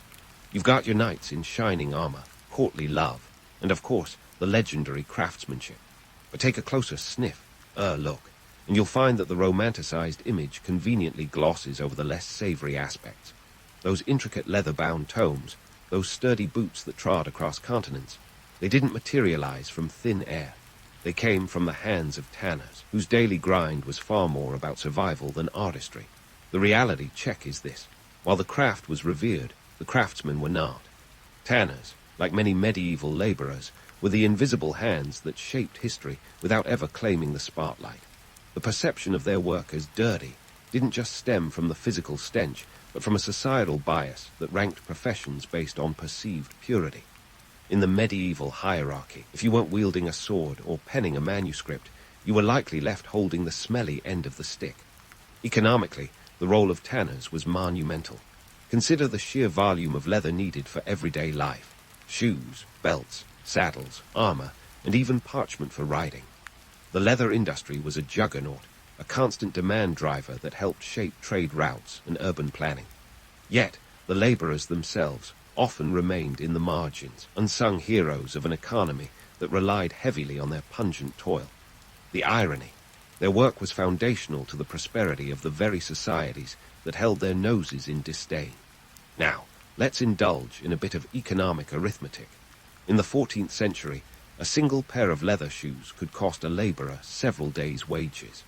Imagine spending a week's pay on footwear while knowing the person who made them was barely scraping by. It's a sobering reminder of the economic disparities that were as pervasive then as they are now. Tanners, despite their critical role, often found themselves at the mercy of market forces, with little control over their financial fate. And yet, their resilience was nothing short of remarkable. Surviving as a tanner required not just physical stamina, but a certain tenacity of spirit. Picture waking up every day, trudging to the tannery, and diving headfirst into tasks that were both physically and socially grueling. It wasn't just about making ends meet. It was about enduring a relentless cycle of labor in a society that barely acknowledged your existence. Here's where we can take a leaf, or perhaps a hide, from their book. Modern society, with all its technological marvels and conveniences, often forgets the human stories behind the goods we consume. The medieval tanner's legacy is a testament to the importance of recognizing and valuing the labor that underpins our daily lives.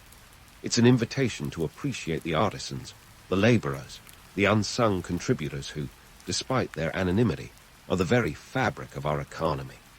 As we wrap up this aromatic journey through the world of medieval tanning, let's not forget the lessons etched in history. The resilience of tanners is a reminder that progress often comes from the least expected places. It's a call to look beyond the romanticized past and acknowledge the gritty realities that sustained it. So next time you slip on a pair of leather shoes or run your fingers over a leather-bound book, spare a thought for the medieval tanner. They might not have been knighted for their efforts, but their legacy lingers on, a testament to the enduring spirit of unseen labor. In the end, the medieval tanner's story is a complex tapestry of grit, stench, and survival, a narrative that challenges the polished image of medieval craftsmanship. It's a reminder that history is not just the story of kings and conquests, but of the ordinary people whose toil, often overlooked, was the true foundation of prosperity. So as we close the chapter on this odorous yet enlightening exploration, let's carry forward the appreciation for the unsung heroes of history, whose labor, though rarely celebrated, was nothing short of essential. The dawn of democracy in ancient Greece. Now that's a real nail-biter. It's like when your favorite TV show finally introduces a plot twist that makes sense. So, buckle up, because we're heading back to 508 BCE, where Cleisthenes, the ancient world's version of a political mastermind, threw down the gauntlet and dared to defy the status quo. Cleisthenes, a member of the Athenian elite with a penchant for political reform, had a vision. He wanted to give power to the demos, the people. And no, we're not talking about a rock band or some trendy new social media app. This was revolutionary stuff. The idea was to let ordinary citizens, ordinary male citizens, have a say in how the city was run. It was as if he was handing the mic to the crowd at a concert, only to find out it was a bit rigged, because only 30,000 out of the city's 300,000 residents got a ticket to the show. Yes, you heard right. In a city-state where everyone from philosophers to fishmongers lived, only about 1/10 actually had a say in the decisions that shaped their lives. Women, slaves, and foreigners were left clapping from the sidelines, reminiscent of a cheering section that could only watch but never participate. It was democracy with a definite asterisk. Why only 30,000? Well, Athens wasn't exactly rolling in the modern ideals of equality and inclusivity. Citizenship was a precious commodity, like a hot ticket to a sold-out concert. You had to be a male, over 18, and born to Athenian parents. It was a political version of an exclusive club, and they weren't exactly handing out membership cards at the door. Meanwhile, the remaining 270,000 residents, including women and slaves, were left to endure the FOMO. The political landscape of Athens was a bit of a reality show, with alliances forming and falling apart faster than you could say ostracism. This was a time when social power and political influence were as unstable as a tower of Jenga blocks in a windstorm. Cleisthenes was the guy who tipped the balance, shifting power from the aristocratic families to the broader population. He reorganized the citizens into 10 tribes based on their region rather than family ties, breaking the monopoly of the powerful clans. It was a stroke of genius, or at least a bold attempt to shuffle the deck. Yet, it wasn't all speeches and olive branches. The introduction of democracy was not just a political maneuver, it was an economic necessity. Athens needed a cohesive system to manage its resources, especially with its eyes set on expansion and trade. Democracy, in this context, was about more than ideals. It was about survival in the cutthroat world of ancient geopolitics. In fact, the very term democracy might evoke images of philosophical debates and high-minded ideals, but the reality was often messier. The assembly, where citizens gathered to vote, was less like a serene discussion at the symposium and more like a crowded marketplace. Imagine thousands of men packed into the Phoenix, a rocky hill, elbowing for space and shouting over one another to be heard. It was not the serene vision of democracy we might picture today, but it was a start. And speaking of starts, Cleisthenes' reforms marked the beginning of a new chapter, one that would see Athens rise to unprecedented heights of cultural and political influence. But let's not forget the finer details. The daily grind of maintaining this system was no small feat. organizing the logistics of voting, managing disputes, and keeping the peace in a city buzzing with political tension was as intricate as a game of ancient chess. The Athenians even had their version of political exile, ostracism. It sounds dramatic, and it was. Citizens could vote to exile someone they deemed too powerful or dangerous for up to 10 years. It was like getting voted off the island on Survivor, minus the TV cameras and dramatic music. This was a society that took the game of politics seriously, with real consequences for those who played too aggressively. So, while Cleisthenes may not have been a household name like Pericles or Socrates, his role in shaping Athenian democracy was pivotal. He set the stage for what would become one of history's most influential political systems, even if it was a bit rough around the edges. The birth of democracy in Athens was no smooth sail, was more like a ship navigating the turbulent seas of social change. As we wrap up this chapter, remember that democracy in ancient Athens was as much about power and pragmatism as it was about idealism. Cleisthenes' reforms may have been groundbreaking, but they were also a testament to the complex, often contradictory nature of human societies. So, next time someone waxes lyrical about the glories of ancient democracy, you can nod knowingly and say, "Ah yes, Cleisthenes, the original political strategist with a penchant for shaking things up." Now, moving from Cleisthenes' grand vision, let's dive into the nuts and bolts of this ancient political machine. Because trust me, it wasn't all toga parties and philosophical musings. First up, we have the Bool of 500. Sounds like a high-stakes poker game, doesn't it? But this wasn't a place for gambling. It was the engine room of Athenian democracy. These 500 citizens were chosen by lot, much like drawing straws at a particularly intense family reunion, but with more serious consequences. This method aimed to curb corruption, ensuring that political power was as evenly distributed as, well, random chance could allow. The Bool was responsible for setting the agenda for the assembly, which was the real battlefield of Athenian politics. Picture the assembly as a chaotic blend of a town hall meeting and a Twitter feud, with each citizen eager to get their voice heard above the din. Held on the Phoenix, this rocky hill was the stage where the citizens of Athens gathered, not to swap olive oil recipes, but to decide on matters of war, peace, and taxes. It was direct democracy at its most raw and unfiltered. No representatives here, folks, just you, your voice, and a crowd of thousands. It was less, "I have a dream," and more, "I have a loud voice." Now, you might be wondering, how did they keep this from turning into an ancient version of a viral flame war? Enter the Prytanes, a group of 50 men from one of the 10 tribes who served as an executive committee of sorts.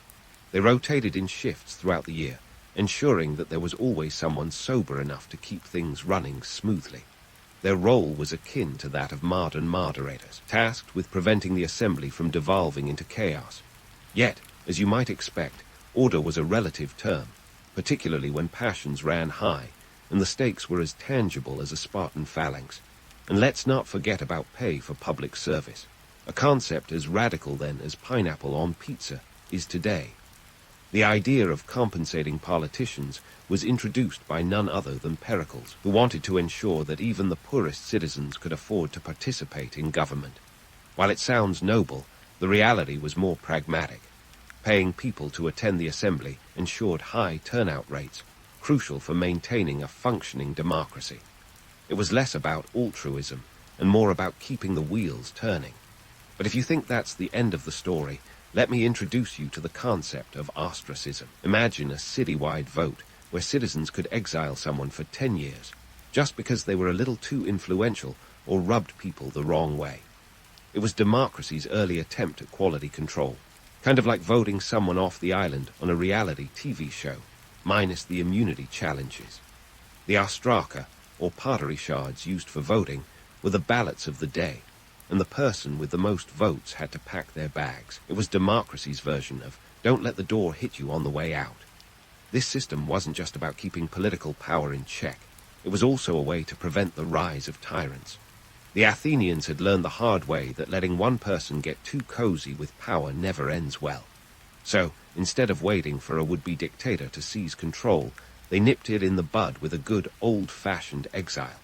It was ruthless. It was effective, and it was a reminder that democracy wasn't for the faint of heart. Despite its quirks and flaws, the Athenian government was a marvel of its time, a complex, living organism that required constant attention and adjustment. It was a system that thrived on participation, where every citizen had a role to play. And while it might not have been perfect, it was undeniably innovative, laying the groundwork for political systems that would echo through the ages. As we wrap up this part of our journey through ancient Athens, remember that democracy here wasn't just a political system. It was a way of life, a grand experiment in human governance that dared to imagine a world where the many, not the few, held the reins of power. It was messy, it was chaotic, and it was beautiful in its imperfection. And while the Athenians may not have gotten everything right, their bold attempt to forge a new path remains a testament to the enduring human spirit and our unyielding quest for a better society. So next time you hear someone extolling the virtues of modern democracy, you can nod knowingly and say, "Ah yes, it all started with the Bull of 500 and a bunch of pottery shards." Ah, the Bull of 500 and pottery shards, democracy's humble beginnings. But before we get too misty-eyed over ancient Athens, let's dig into the gritty reality, the economic engine that kept this political experiment chugging along. You see, Athenian democracy wasn't just powered by ideals. It was bankrolled by silver, sweat, and a little thing called slavery. First, let's talk about the Laurian silver mines, the real MVPs behind Athens' prosperity. Located about 50 kilometers south of the city, these mines were like the ancient equivalent of a jackpot, spewing out silver ore that turned Athens into a financial powerhouse. Imagine veins of precious metal stretching through the earth like ancient arteries, pumping wealth into the city-state's coffers. By the 5th century BCE, the mines were producing a staggering amount of silver, enough to fund monumental projects and wage wars that would put Game of Thrones to shame. Now, the Athenians didn't just hoard this silver like a dragon guarding its treasure. They put it to work, financing the construction of grandiose temples like the Parthenon and building a formidable navy that allowed them to flex their muscles across the Aegean Sea. And let's not forget the little detail of paying citizens to participate in the democratic process, a move that ensured even the poorest Athenian had a reason to show up at the assembly and shout their opinion. But wait, there's more. The silver mines didn't just fill the city's treasury. They also widened the wealth gap faster than you can say income inequality. The elite class, who owned the mines and controlled the profits, lived like ancient rock stars, while the average citizen was left to hustle for a piece of the economic pie. It was as if the mines were a rigged slot machine, constantly paying out to the same lucky few while the rest watched, coins jangling in their pockets. And speaking of economic realities, we need to address the not-so-shiny side of this silver bonanza, slavery. The Athenian economy was built on the backs of slaves, who worked the mines in conditions that make modern horror stories look like bedtime tales. These individuals, stripped of freedom and forced into labor, kept the silver flowing and the democratic dream alive for the privileged citizens who could afford to ponder philosophical ideals while sipping wine. Slavery wasn't just a side note in Athenian society. It was a cornerstone. The city's dependence on slave labor was as entrenched as its love for olive oil and drama. By some estimates, there were as many as 80,000 slaves in Athens at its peak. That's nearly a third of the population, toiling away in anonymity while their owners debated the virtues of democracy. It's a paradox that throws a shadow over the glories of Athenian society, reminding us that freedom for some often came at the cost of others' chains. So, what did democracy cost the average Athenian? Well, it wasn't all sunshine and symposia. For many, the price of democracy meant subsisting on the fringes of affluence, participating in a system that promised much but delivered little tangible gain. The assembly might have been open to all citizens, but the economic realities meant that true power and influence were often out of reach for those without financial means. And yet, despite its economic inequalities and reliance on slavery, Athenian democracy remains a fascinating study in human ambition and social engineering. It was a system that dared to imagine a different way of organizing society, even if it was flawed in execution. The silver mines and the wealth they generated were both a blessing and a curse, fueling Athens' rise while highlighting the stark disparities that existed within its walls.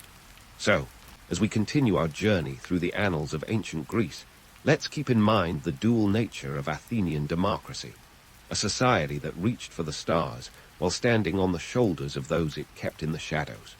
It's a tale of innovation, ambition, and the enduring human capacity for contradiction, a reminder that history is never as simple as it seems.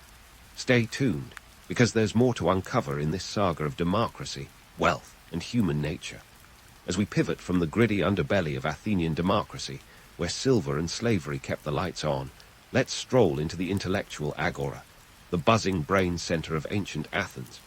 Here, the air was thick with the scent of olive oil and debate, as philosophers lounged in sandals, asking questions deep enough to make your head spin. And among these thinkers, Socrates was the rock star, challenging everything and everyone with his unyielding curiosity. If you're imagining a toga-clad hipster with a penchant for irony, you're not far off. Socrates, born around 470 BCE, wasn't the kind of guy who'd blend into the background at a party. Had this knack for questioning everything, like why you can't step into the same river twice, a philosophical brain-bender courtesy of Heraclitus that Socrates would have likely chewed over at length. His method, a relentless questioning approach that made people as uncomfortable as a pair of ill-fitting sandals. It was all about peeling back the layers of assumed knowledge, much like a philosophical onion, to get at the truth. Think of him as the ancient world's version of a provocateur, poking at the status quo with a well-aimed question rather than a spear. But hold on, before you get too starry-eyed about this bastion of free thought, there's a darker twist to the tale. While Socrates was busy asking uncomfortable questions, Athens was busy flexing its democratic muscle in a way that was both groundbreaking and chilling. This was a city that didn't just give birth to democracy, but also to the trial by jury, a concept that sounds noble until you realize it sometimes came with a side of hemlock. Yes, that's right. Death by poison was a thing, and poor Socrates found out the hard way. In 399 BCE, Socrates was hauled before a jury of 500 of his peers, an intimidating number if there ever was one. Accused of corrupting the youth and impiety, the charges were as vague as a modern-day horoscope. His defense, well, it was less a defense and more a philosophical lecture, which, spoiler alert, didn't go down well with the jury. The verdict, guilty, with a side order of capital punishment. And so, Socrates became a martyr for free thought, sipping hemlock as his final act of defiance. It was democracy's harsh reminder that while the system allowed freedom of expression, stepping too far outside the lines could lead to a swift and bitter end. Yet, despite its lethal outcome, Socrates' trial was a pivotal moment in Western political thought. It highlighted the paradox of Athenian democracy, a system that encouraged intellectual exploration but also wielded the power to crush dissent. Socrates' death was a wake-up call that echoed through the centuries, warning of the dangers of mob rule and the fragility of intellectual freedom. It was a lesson in the delicate balance between public opinion and personal conviction, a dance as intricate as any performed on the Athenian stage. Now, let's zoom out a bit and consider the broader cultural and intellectual life that thrived under this complex system. Athens in the 5th century BCE was a veritable hotbed of creativity, with the arts and philosophy flourishing like never before. The city was teeming with playwrights, poets, and thinkers, all contributing to a cultural renaissance that would leave an indelible mark on history. It was as if the gods themselves had sprinkled a little extra inspiration over the city, encouraging Athenians to push the boundaries of human thought and creativity. The theatre, for instance, was a cornerstone of Athenian culture, with playwrights like Sophocles and Euripides penning tragedies that explored the human condition. The stage became a platform for societal reflection. These plays were more than just entertainment. They were a mirror held up to society, reflecting its triumphs and flaws in equal measure. And the best part, attendance was subsidized by the state, making it accessible to even the most modest citizen. Talk about democracy in action. Where else could you see a dramatic exploration of fate and free will for the price of a cup of wine? Then there were the sophists, those itinerant teachers who, for a fee, would impart their wisdom to Athenian youth. They were the ancient world's answer to life coaches, offering lessons in rhetoric and virtue that were as popular as they were controversial. Critics accused them of teaching the young to argue for argument's sake, sowing seeds of moral relativism that made traditionalists cringe. Yet, their influence was undeniable, shaping the minds of future leaders and thinkers in a city where debate was as much a part of life as the morning sun. Athens was also home to the Academy, founded by Plato, Socrates' most famous student. Here, philosophy was taken to new heights, with Plato exploring ideas of justice, politics, and the ideal state. His dialogues, written as conversations, captured the intellectual spirit of the time, serving as a lasting testament to the power of questioning and dialogue. The Academy became a beacon of learning, attracting students from across the Greek world eager to engage with Plato's revolutionary ideas. While we're talking about revolutionary, let's not forget the birth of history as a discipline, thanks to the likes of Herodotus and Thucydides. These guys didn't just chronicle events, they analyzed them, seeking to understand the causes and consequences of human actions. Herodotus, often called the father of history, took a more narrative approach, weaving tales of gods and heroes into his accounts. Thucydides, on the other hand, offered a more analytical perspective, focusing on the cold, hard facts of the Peloponnesian War. Together, they laid the groundwork for modern historiography, transforming history from mere storytelling into a quest for truth. So, what's the takeaway from this intellectual whirlwind? Well, the cultural and intellectual life of Athens under democracy was a complex tapestry of innovation and contradiction. On one hand, it was a time of unparalleled creativity, with ideas flourishing like wildflowers in the Athenian sun. On the other, it was a society that struggled to reconcile its ideals with the harsh realities of human nature. It's a story of brilliance and blind spots, where the quest for knowledge was both celebrated and feared. And while we might be tempted to romanticize this golden age, it's important to remember that the very system that allowed for such creativity was also capable of silencing it. The Athenians were pioneers, yes, but they were also human, flawed, ambitious, and occasionally short-sighted. Their legacy is a reminder that progress is never a straight line, and that the pursuit of truth is a journey fraught with challenges and contradictions. As we wrap up this leg of our historical journey, let's keep the momentum going. There's more to uncover about the influence of these ancient hipsters on Western political thought and the ways in which their ideas continue to shape our world today. So, stay tuned, because the story of Athenian democracy is far from over. We've got more intellectual hills to climb, and trust me, the view is worth it. While our intellectual tour through Athens has been a thrill ride of philosophy and drama, it's time to face the harsh winds of change that began to batter this cradle of democracy. Just like your favorite TV show that gets cancelled mid-season, Athenian democracy hit a cliffhanger with the Peloponnesian War, an epic clash of titans that was less about the glory of battle and more about the unraveling of a great civilization. Picture Athens around 431 BCE, a city at the height of its power, ready to go toe-to-toe with Sparta in a war that would span almost 3 decades. It was a conflict marked by bloody stalemates, devastating plagues, political blunders so glaring they make even the most seasoned strategist cringe.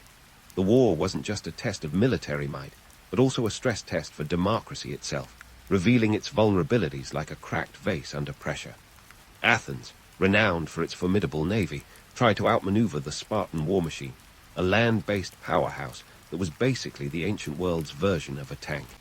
The Athenians, led by Pericles, initially played it smart, avoiding direct land battles and using their naval superiority to launch hit-and-run attacks. But then, as if the gods were playing a cruel joke, a plague swept through Athens in 430 BCE, wiping out 1/3 of its population, including Pericles himself.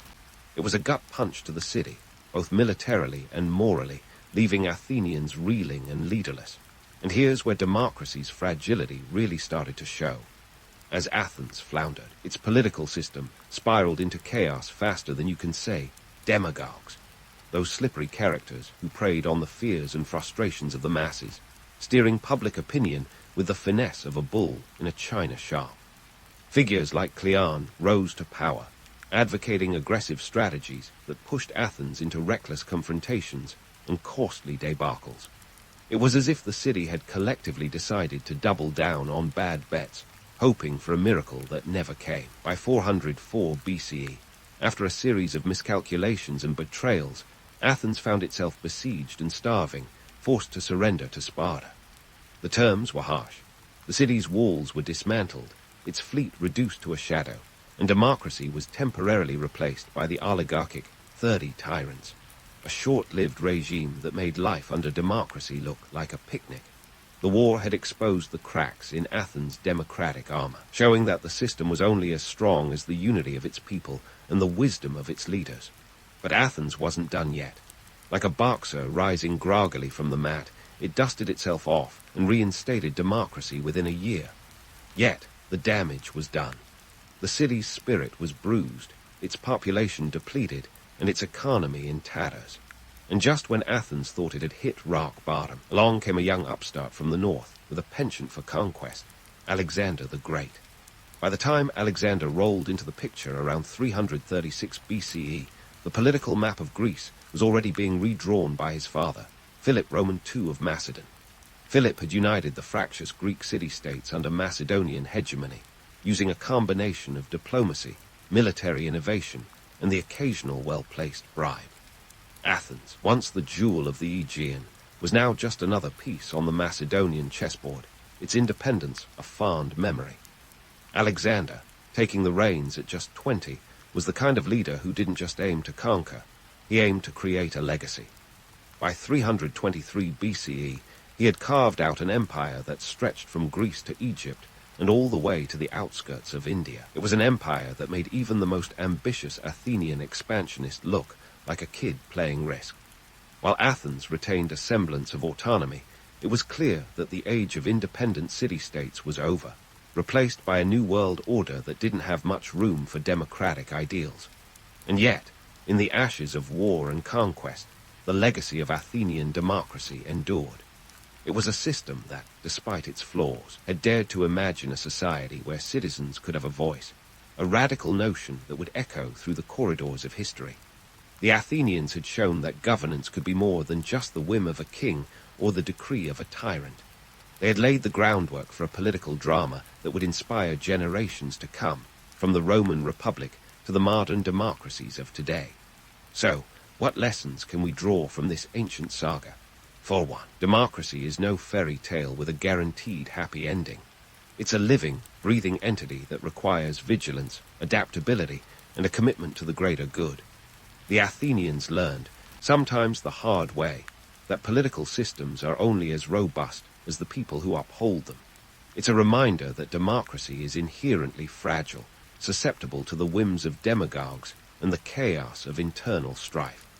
Moreover, the Athenian experience underscores the importance of inclusivity and participation. While their system was far from perfect, let's not forget the women, slaves, and foreigners left without a voice. It set a precedent for future generations to improve upon. The Athenians may have stumbled, but they set the stage for a broader conversation about equality and representation that continues to this day. As we wrap up this whirlwind tour of Athenian democracy, let's take a moment to appreciate its audacity. It was an experiment that dared to envision a world where power didn't rest solely in the hands of the elite, but in the collective will of the people. And while the system may have crumbled under the weight of its own contradictions, its legacy is as enduring as the Parthenon itself, a testament to the resilience of the human spirit and our relentless pursuit of a better society. In the grand scheme of history, Athenian democracy was more than just a footnote. It was the opening act of a political saga that continues to unfold.